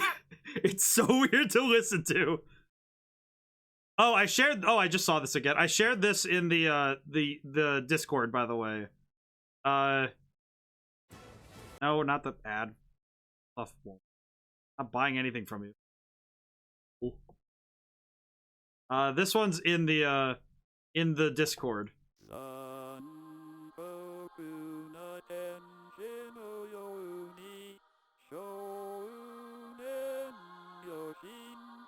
It's by Mike Cawthorn, by the way. So yeah, they did the whole thing. I'm gonna just show the. Go check this out. It's really funny. It's by Mike Cawthorn. It's really funny. It's the full song, by the way. It's the entire thing.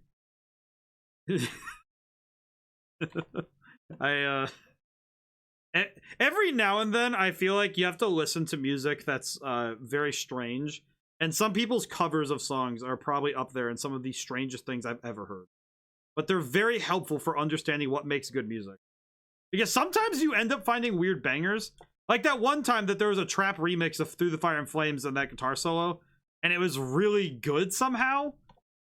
Don't even know how they did that. It's just strange. Okay, now question, is this in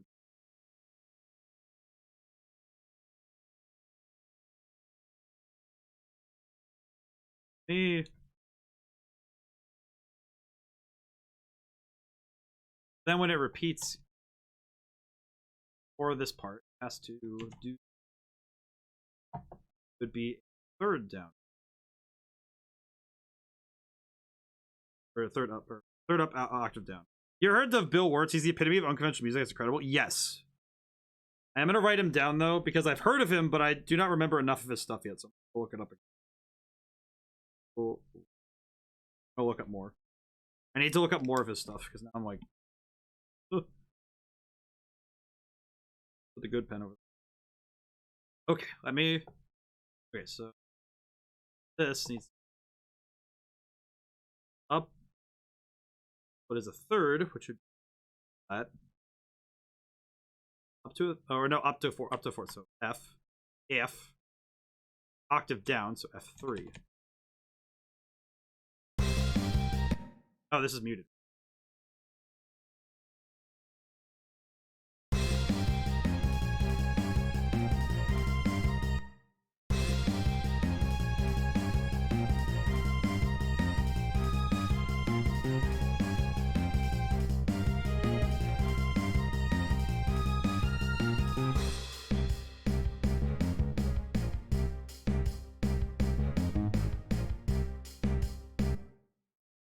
All his music is on his website, including some sections dedicated to old improv piano sessions. Ooh, that's really cool. I need to check that out then. That's really neat. Also, it's also very it's very generous of him to put stuff up there like that. Kind of like it's really nice when people leave their stuff, because it's like, okay, it's on the internet, just please leave it there, because it's actually kind of nice. It's a good resource. Some of it's really fun, really good. I appreciate it when creatives leave their stuff, because that's what I want to do. Is like, if somebody finds, like, say they find this stream and they're like, oh yeah, this is a really cool resource for finding out certain things, or like seeing how he made us like a song or something. It's like, I don't know. It's like, I wouldn't want to delete this because I feel like somebody would find it helpful.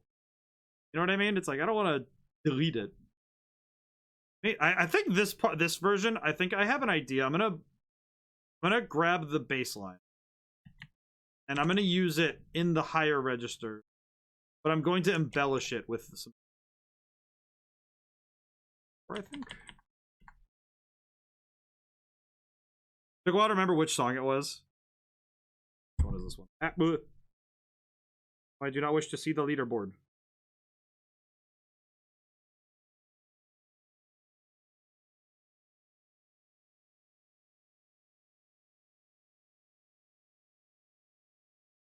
Gas, but every other beat is missing. Oh god, yeah, I've seen that one before. Oh no. Oh no, that one's very strange.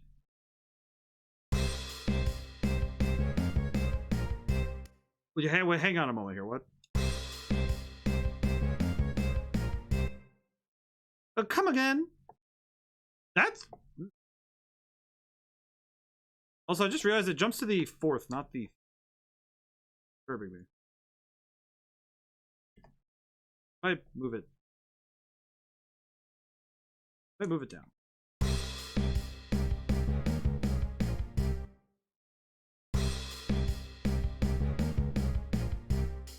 Might explain why some of this sounds a little strange.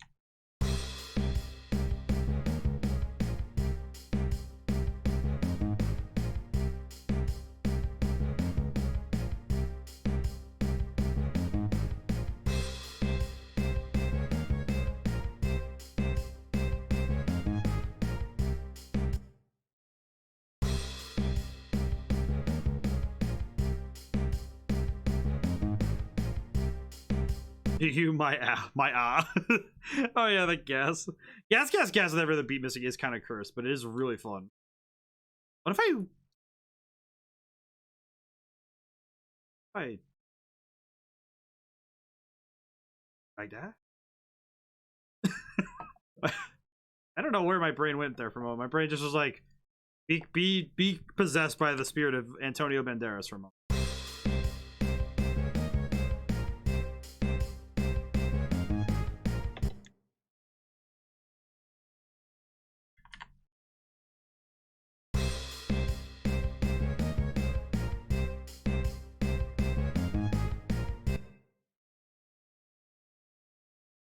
If I move these up, they go way up here.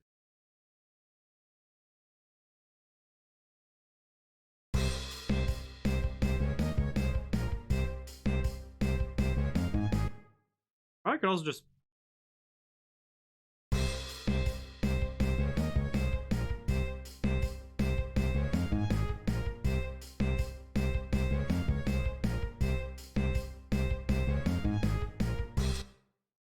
I actually really like how that sounds. Like, I kind of like that it doubles the riff.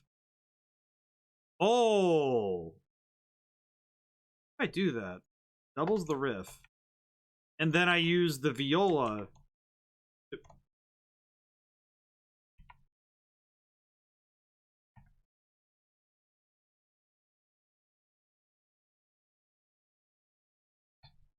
What if I use the viola then to have counterpoint? Well, I say counterpoint, but like more just like a harmony. If I do it that way. Man, this is going to be... This is either going to be really good or I'm going to absolutely make a goober of myself. Let's start from here. Lower it down to the...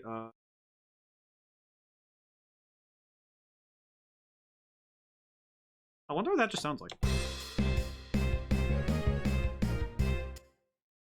Come again. Well, this is also going to be the second half, so... I should probably move these onto notes that are supposed to be in the scale, so...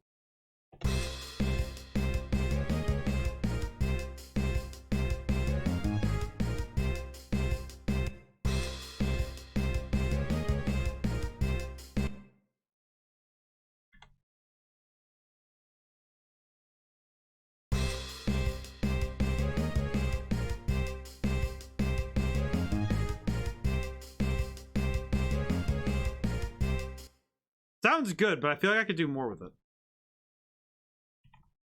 Something tells me I could do more with it. Not like that. No. Okay, no.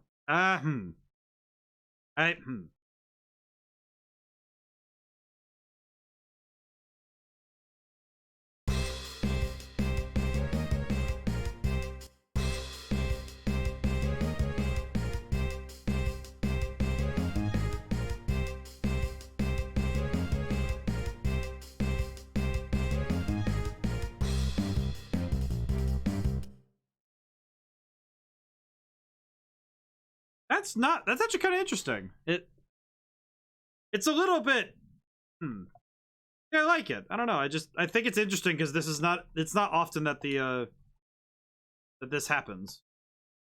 Grab.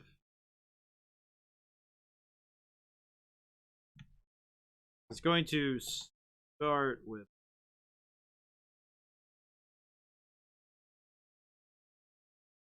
or should start with harmony. Repeat. Repeat. At this point, I can get rid of these, but I think this time, though, instead of following the riff, the rest of the instruments will do something different in the second repeat. This is how I get a lot of music.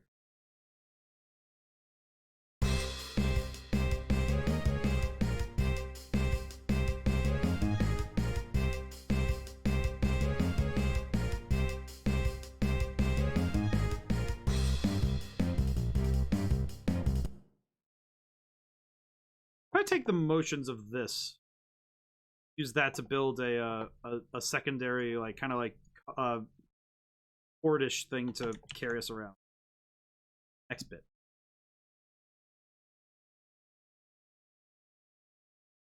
Third to mid-eye. Up to C.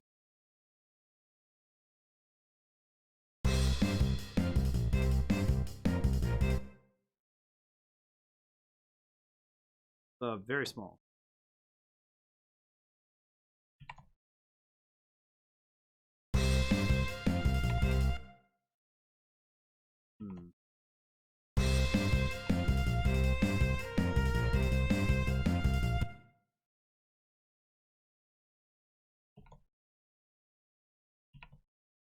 Curious at this point than anything, but see how this sounds. At this point, my brain is kind of like, okay, you're slowly winding down. It's okay, but also just looking at it.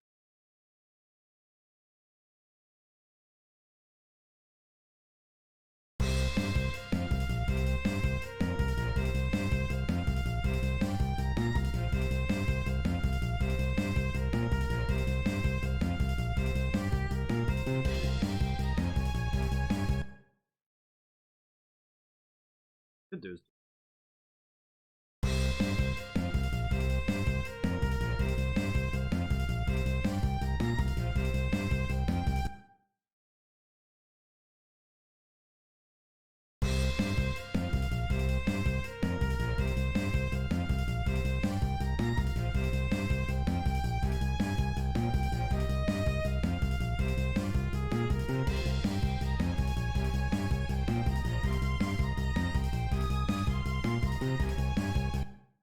That actually sounds really cool. I really like that. Something interesting about it. I don't know. It's just, it's different. And I like it. I like it a lot. I actually quite enjoy this. I'll have to, when I listen through it, I'll probably catch if there's anything I'm not in love with, but we'll see.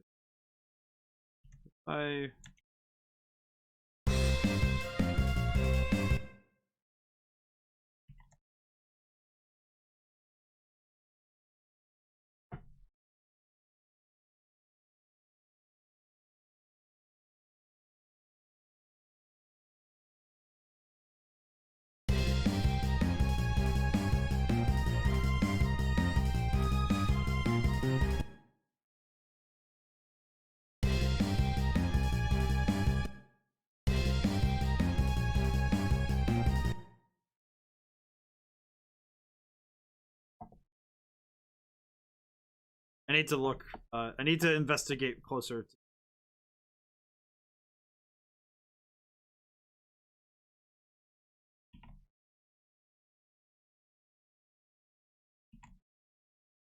I do apologize for going a little quiet. My brain has been just trying to like find the end point.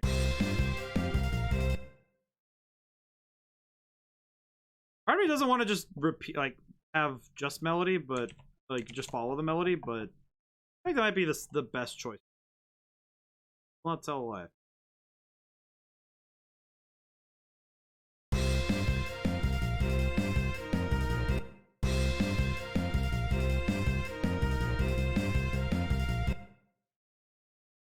Realize which one is this one? Wait, actually, wait. Let me. Why does it sound like it's something?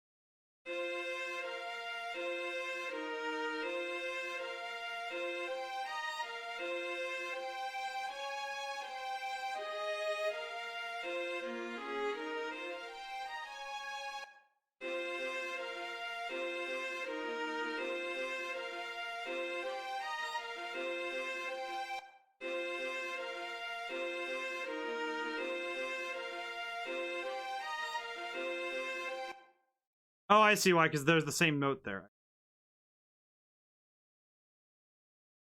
Here they should.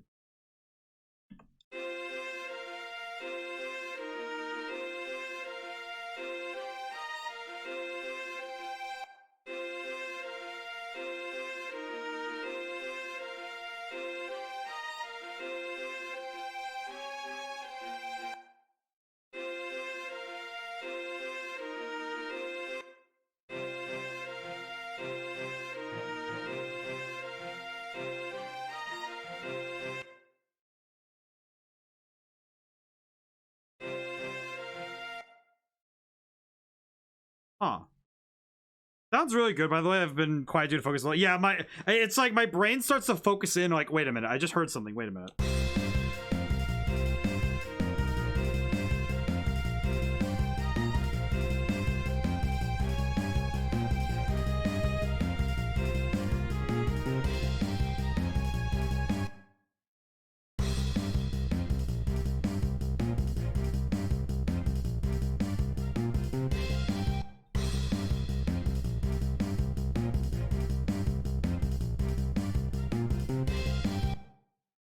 There's something really interesting about having the viola section not line up with the cello below it.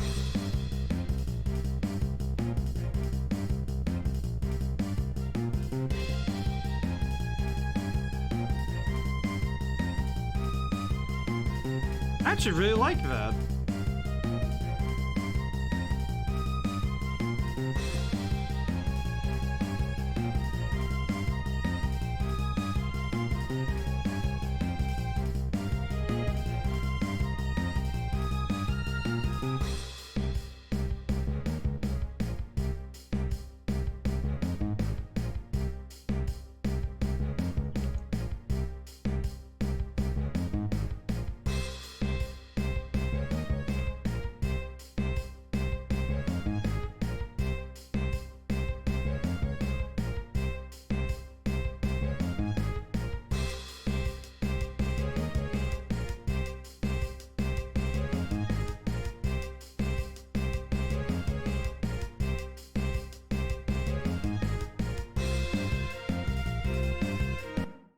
do think this part I need to change a little bit because it's a little less coming out. I think I know how to change it.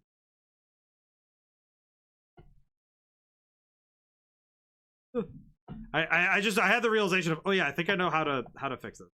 It's just not doing what I want right away. I think just like by making it longer, it'll sound. I think it's like I like the.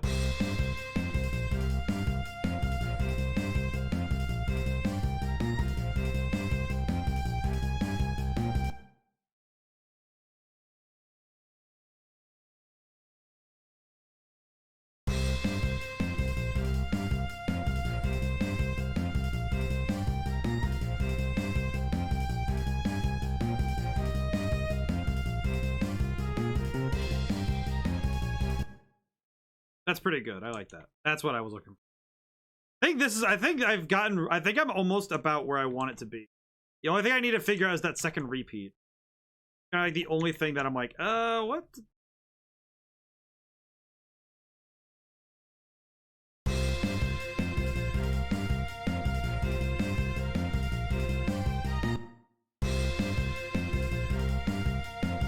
Why would I put it to G?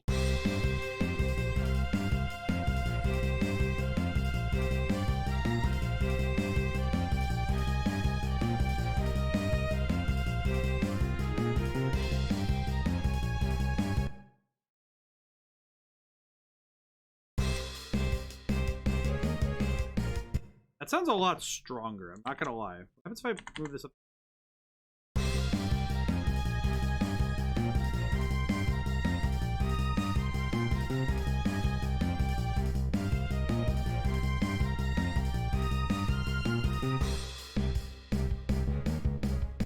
Well, that's just like leagues better. Wait, hang on a moment. That's way better on the harmony side. I messed up there. I messed up.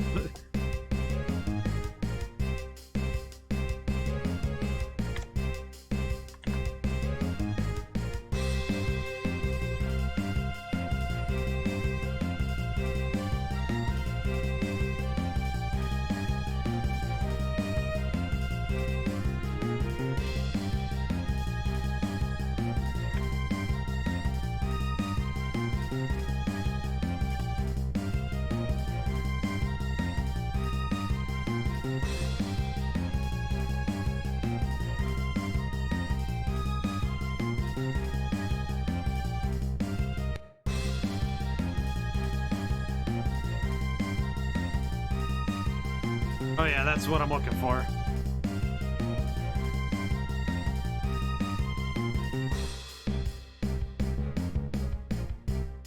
That's what I'm looking for. That's a whole. That's a. The gremlin mode is engaged once more. It's just like yes. That's what we're here for. Now, it's time to do some breakdown. Time for some nonsense, as I like to call it.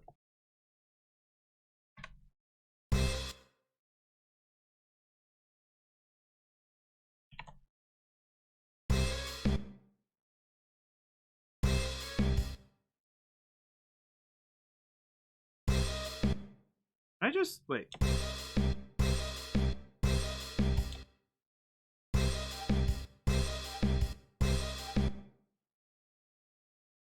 Them just a little bit longer.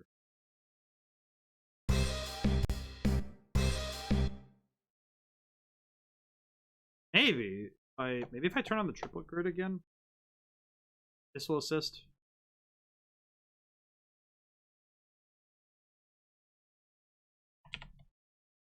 Hang on. That.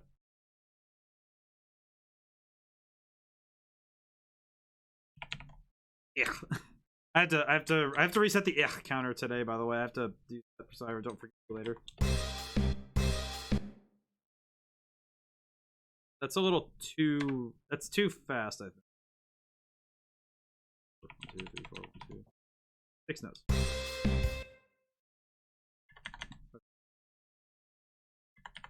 Because I'm curious to see what it sounds like.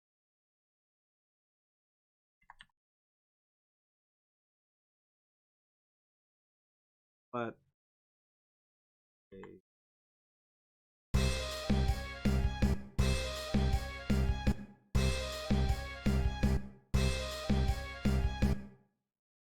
That's not quite what I'm looking. That's not quite. I'll try something else. Like the trouble is that you want something that's not. It's not like off. You want it to be like to groove with your thing, but you don't want it to. You want it to groove with your work, but you don't want it to be weird.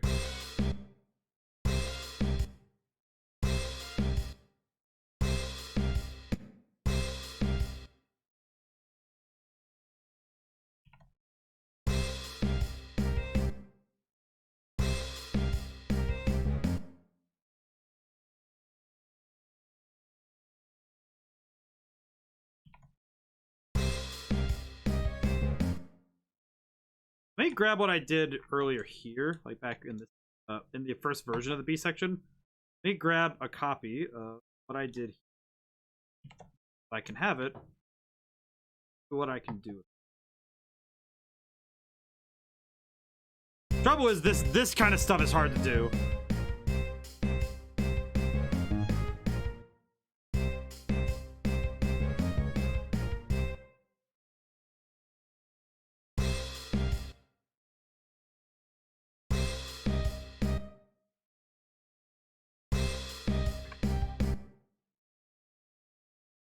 This, move it up an octave.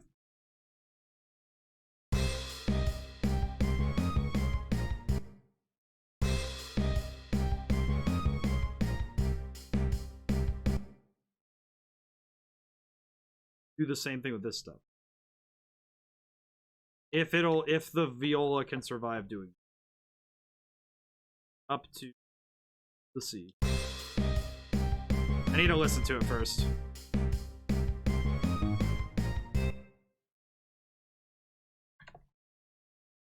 This.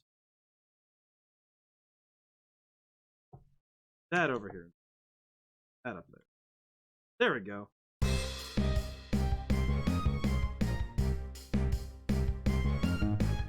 Okay, yeah, it's out of the register of the instrument. Just it's so far out there that it's not the instrument's not even sure what to do. It's just kind of like, oh, yep, we're done. I should probably move this down.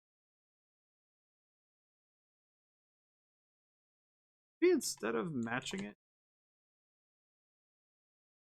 or up a fifth rather. Flat 2.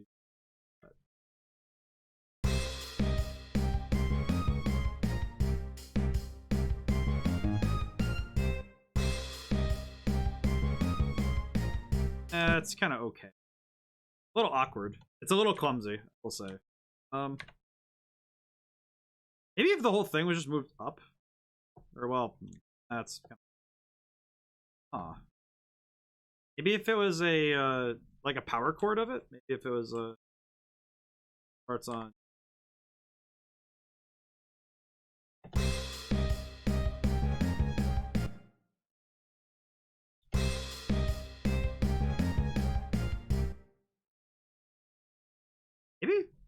Maybe if I have the viola, because this one was doing it earlier, so if I have the viola doing this version instead, maybe that'll work.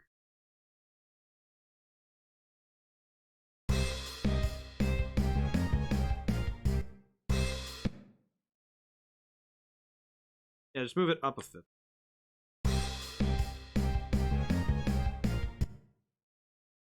Actually kind of an interesting reversal.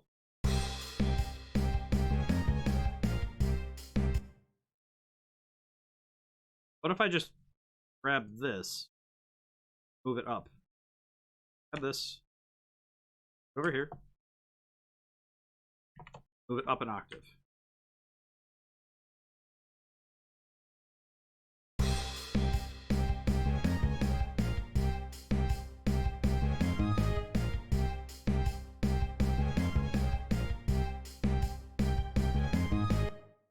What did I just do? I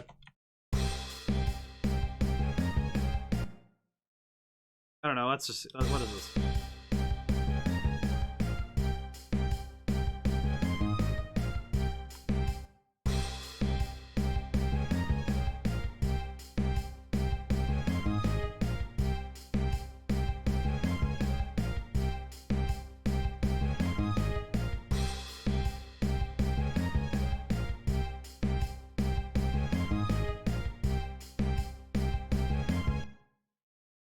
And then instead of just doing that, I could also wait, hang on. Then instead of doing that, I could also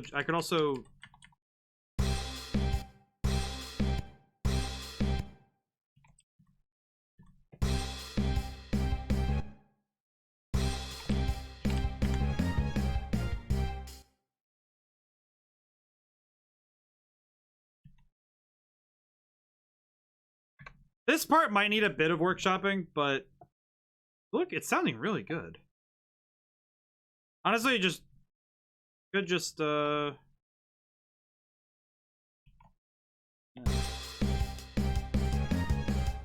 I just need to see how this loop feels.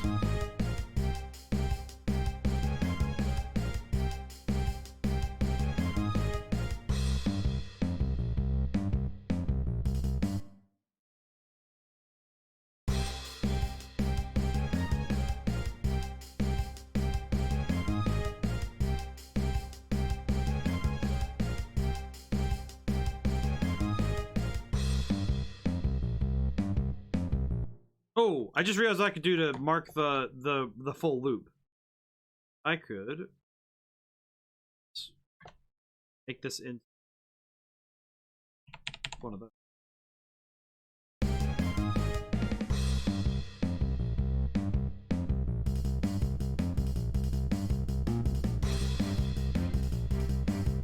That's actually really cool. That's some interesting energy. Okay, let's. What I'm gonna do is now that we've heard the song, now that I've written it all the way through, I'm going to hit play and take a quick listen to it, and I'm just going to listen. It's just going to run it once all the way through, and see how it sounds. I think we'll, what I mean all the way through is that it'll go through the song, and then I'm gonna listen to how it goes through the loop. So I'll get to about where the melody starts to see how it sounds. So I'm gonna just hit the play.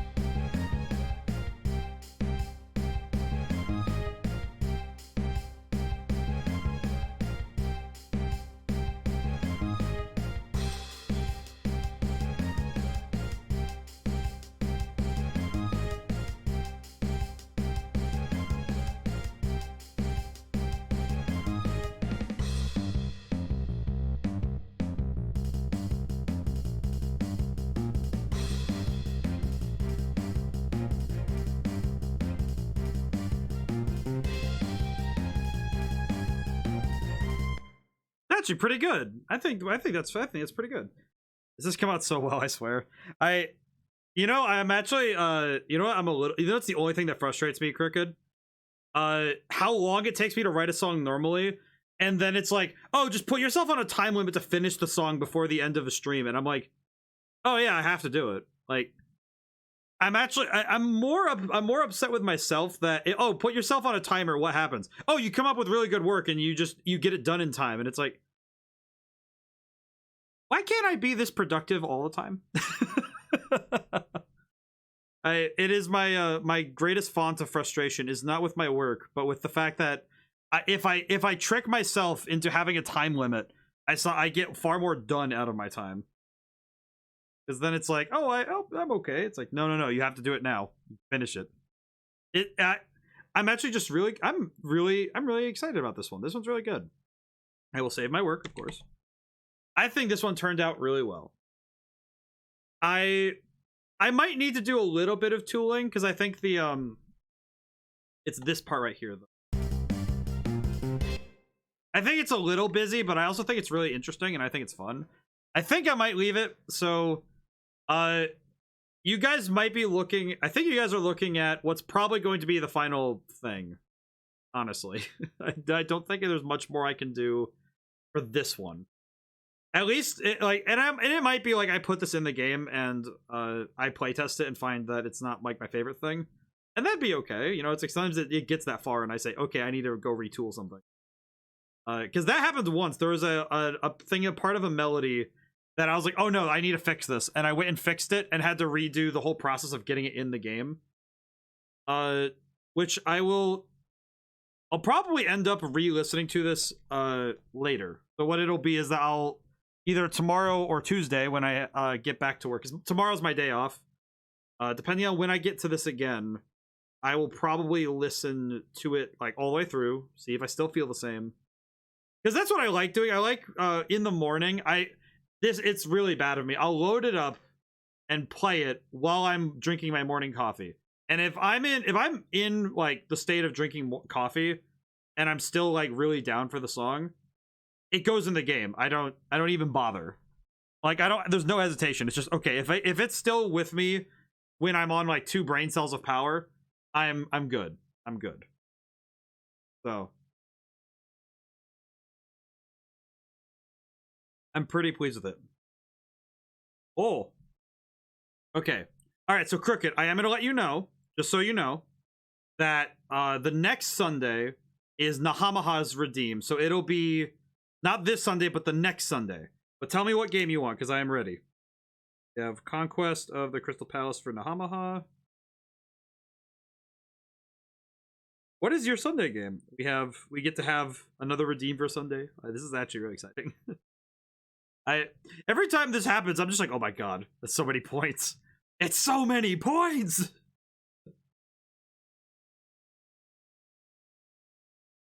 What would you like, Crooked?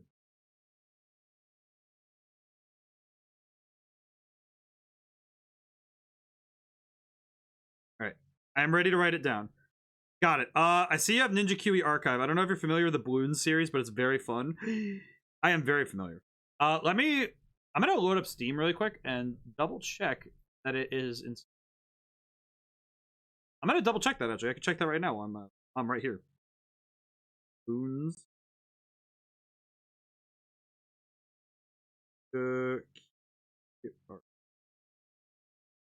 Let me take a quick gander. I will make sure. If not, I will install it straight away. N is.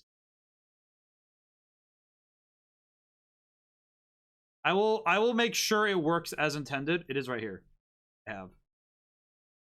I will download that after stream because I'll be up a little bit. Is that the one you want? I will gladly do so. This is for Sunday. So the next 2 Sundays are spoken for. Yes. Okay. Excellent. We will play. We will play them. I have not played the Bloons games in some time. I have. Oh god, when was the last time I played a Bloons game? It would have been. I think I played them a little bit in college, just because obviously Bloons Tower Defense is kind of just fun.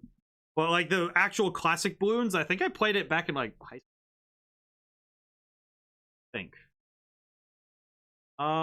While I'm here, we have like a couple minutes. I could talk about some of the other stuff I've written. There's a lot of stuff in here from that one summer job I had.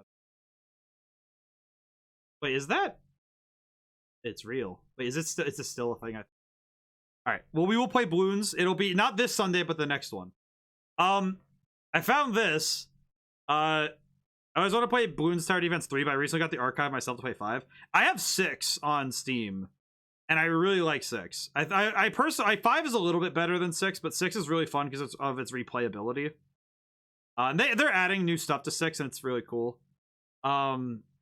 The other one that I played back in the day was, I used to be on Armor games a lot. Crash the Castle. That one was my favorite. They added it to Steam recently. I need to get it at some point. I found this. This is from my college days, and this is me writing.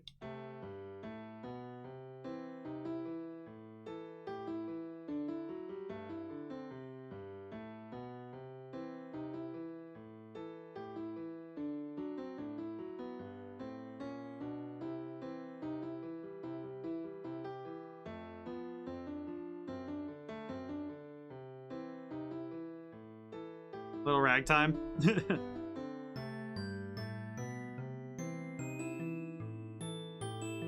So if no one would have recognized this. This is not a song I wrote myself. This is a kind of ragtime orchestration of one of my favorite song stories, like story type songs. If you ever want to do yourself a favor and have like 40 minutes to spare, listen to Alice's Restaurant. I'm gonna make sure because there's 2 Guthries. I believe it's Arlo Guthrie. To make sure. Alice's Restaurant Massacre by Arlo Guthrie. Alice's Restaurant Massacre. It is, oh my god, it is such a long song to listen to. It's like you're basically there listening to a story that is so bizarre. And it's a lot of fun. It's a very fun song to listen to if you ever want to listen to a song. If you ever want to listen to something that just doesn't stop. It's really fun. I don't know. I was just kind of like looking through my my old stuff. I remember I actually did this once where I started doing this kind of stuff just to mess around because I was like, oh, I want to see what I've written before. I see FNAF Carmen. Is it actually like, did I actually write it, or is it just like not even fun?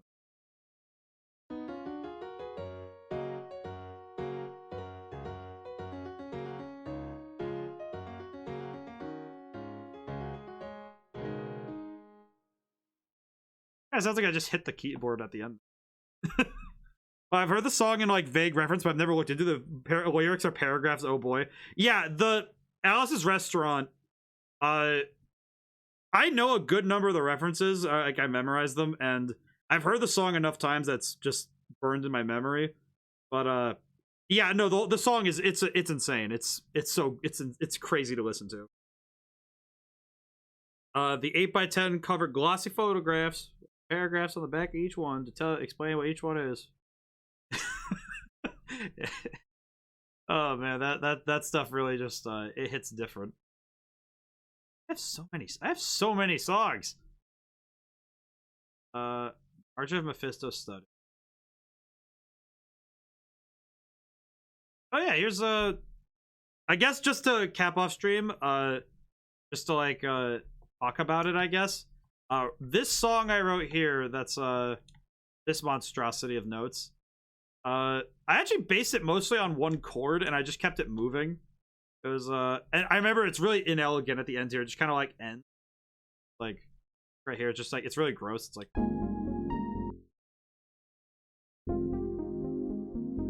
this stuff is like really nice to listen to, but it's also like very bassy in my head. Oh my! I think the final version's a little bit quieter, but like, but yeah. I'm just looking.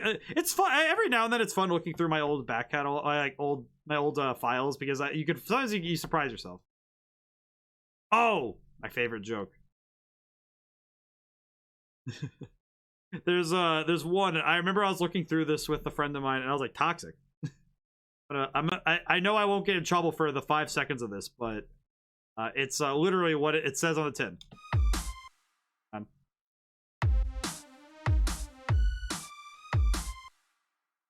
It says it on the tin, and it still makes me laugh.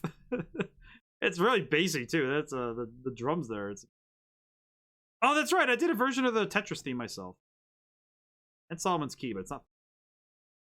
Every now and then I look through my back catalog and it makes me really happy. Do you guys remember that one game I played on the NES arcade day when I played Solomon's Key?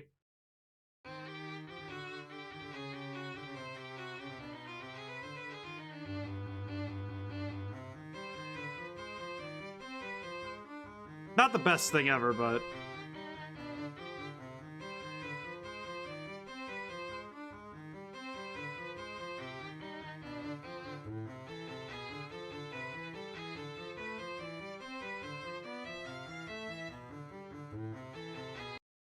I just realized these are muted. Why are these muted? Jesus, what? That was really loud. I want to hear it again.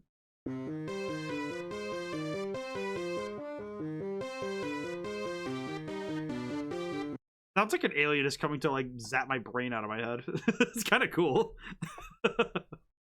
Every now and then I surprise myself, you know. It's like you get like this is the kind of stuff I go through. It's just like, oh, I want to look through my old catalog and just see what I've done.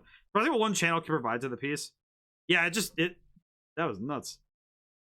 Wait, did I actually tab this out? Save change? No. But it's interesting how much you can change with like a single instrument.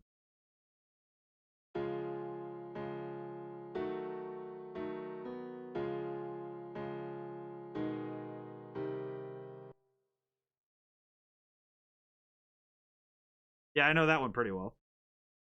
What else do we got?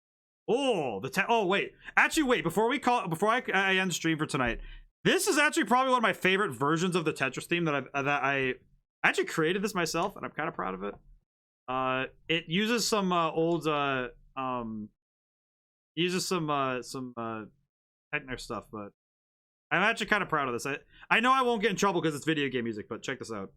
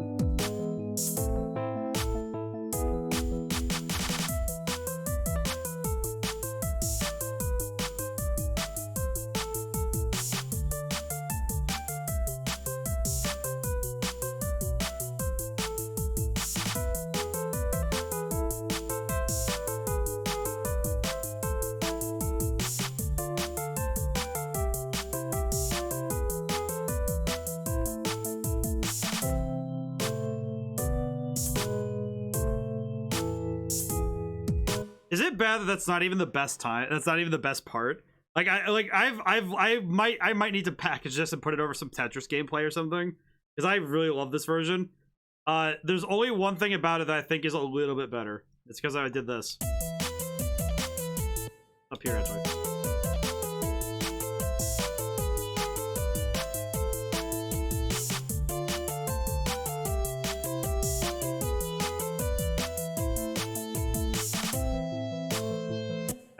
I actually really love this version. I need to put it together. I might need to package this up for later. Let me write that down.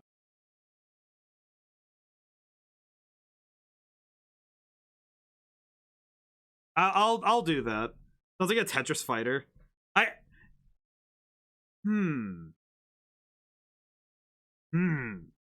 right, I might need to ruminate on how to package this up to put on YouTube. I might need to do that. Oh god, am I gonna turn my day off into record and edit like my own like a music video for this, which is a game I have conceived before. I'll be honest, like a Tetris fighting game. I know technically, what was it? Heckin' Meteos by Sakurai was kind of like that, but it wasn't like fighting with Tetramino joint Smash.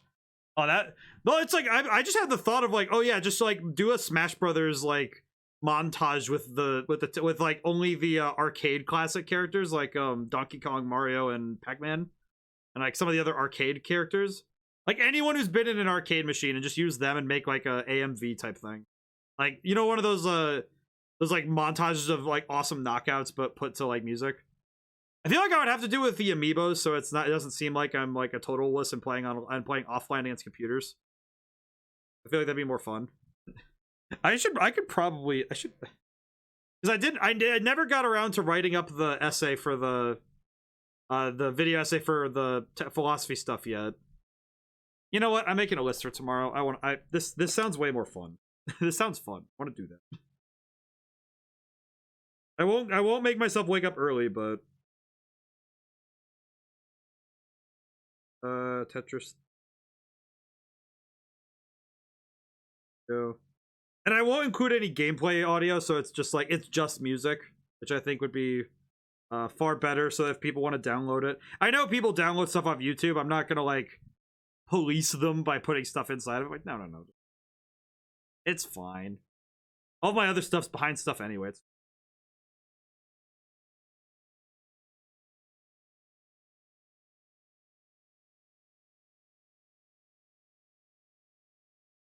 And then I need to do the blingy thingy blingy. Listen to music.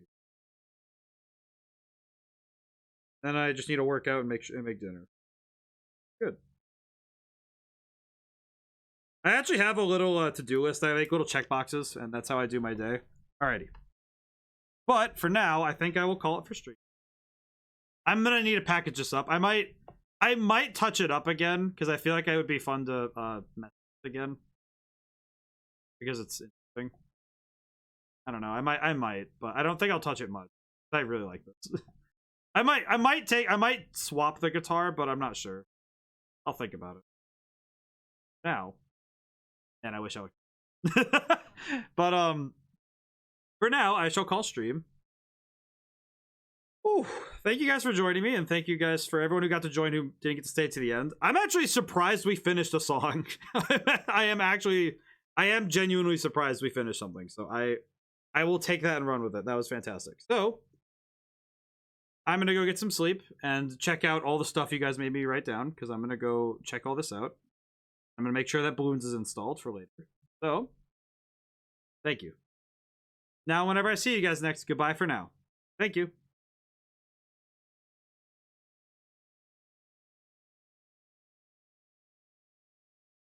Ian.